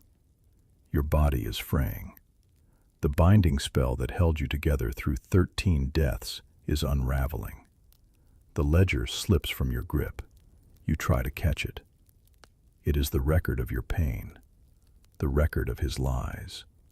But your fingers pass through the leather. You watch it drift away, turning slowly in the zero gravity. It opens. Pages of ink. The victory at Nuln, the triumph of Bone Ripper, the alliance with the Ever-Chosen, scatter into the void. The lies disintegrate into stardust. Thanquol sees it go. He reaches out, as if to save his legacy. "No!" he cries. "My history, my glory! Catch it, slave, catch it!" But you cannot move. You are pinned by the beauty of the end. The noise of the battle fades. The screaming fades. The roar of the vortex fades. There is only a soft, rushing sound, like the ocean at night. The light of the world, the fires of the empire, the green glow of the moon, the gold of the dwarf holds, blinks out, one by one. Darkness rushes in. It is not scary. It is clean. It is quiet. You close your eyes. You feel the cold seep into the space where your heart used to be. You are ready. You have served. You have written. Now you can sleep. But then a hand grabs your wrist. It is not a ghost. It is warm. It is solid. It is shaking with terror and spite. You open your eyes. Thanquol has jumped from his tower. He is gripping your arm with a strength born of pure panic. He is staring at you, his eyes wide, reflecting the end of all things. "You do not leave," he hisses. "You do not quit. Thanquol is not done." The void swallows you both, not as dust, but as a seed. There is no time here. There is no up, no down, no hunger, no pain. You are floating in a sea of thick velvet ink. It is warm. It is silent. It is the peace you have craved since the first time Thanquol dragged your soul back from the grave. You drift. You let the memories of the wars fade. Nuln is gone. Lustria is gone. The screaming of the bell is just a ghost of a sound. You feel your consciousness spreading out, thinning, ready to dissolve into the background radiation of the universe. You are safe. Finally, you are safe. But then, you hear it. Scritch. It is a small sound, tiny, insignificant against the silence of eternity. Scritch. Scritch. You try to ignore it. You try to sink deeper into the dark. Scritch. A voice mutters. It is close to your ear. It is scratchy, frantic, and filled with an indestructible ego. Stupid, stupid gravity, stupid physics. Think you can erase Thanquol? Thanquol is inevitable. You open your mental eyes. There is a small bubble of green light in the darkness. It is faint, like a dying ember. Inside the bubble, clutching his staff, curling into a ball to preserve his warmth, is the Grey Seer. He is not dead. He is not dissolving. He is floating in the void, gnawing on his own tail, his eyes darting back and forth at enemies that no longer exist. He sees you looking at him. He stops gnawing. He straightens his imaginary robes. "Ah," he whispers, "the Scribe, you persist." He nods, as if this was his plan all along. "Good, good. We need a record. We need to document the intermission." He waves a claw at the infinite nothingness surrounding you. "Write this down," he commands, his voice dropping to a conspiratorial hiss. "The old world, it was flawed. Too many dwarfs, too many man-things. It was holding me back." He giggles. It is a wet, wheezing sound in the dark. But this clean slate, this is an opportunity, chronicler. When the ground returns, when the new realms form, Thanquol will be there first. Thanquol will be ready. You stare at him. You realize the horror of your existence. Even here, at the end of time, there is no rest. Even here, the rat survives. He is the cockroach in the walls of reality. He refuses to be written out of the story. And because you are his shadow, neither can you. Thanquol turns away from you, looking out into the deep black. He begins to mutter again, plotting schemes for empires that have not yet been born. "I will need a new council," he mumbles. "I will need more Warpstone. And a bigger bell. Yes, yes, a bell that rings forever." His voice becomes a rhythm, a low, scratching drone that loops over and over. You close your eyes again. You float in his wake. You are tired, so very tired, but you are alive. The dark is vast. The wait will be long, but the story is not over. Sleep now, chronicler. Save your strength. The next world is waiting. And Thanquol has big plans.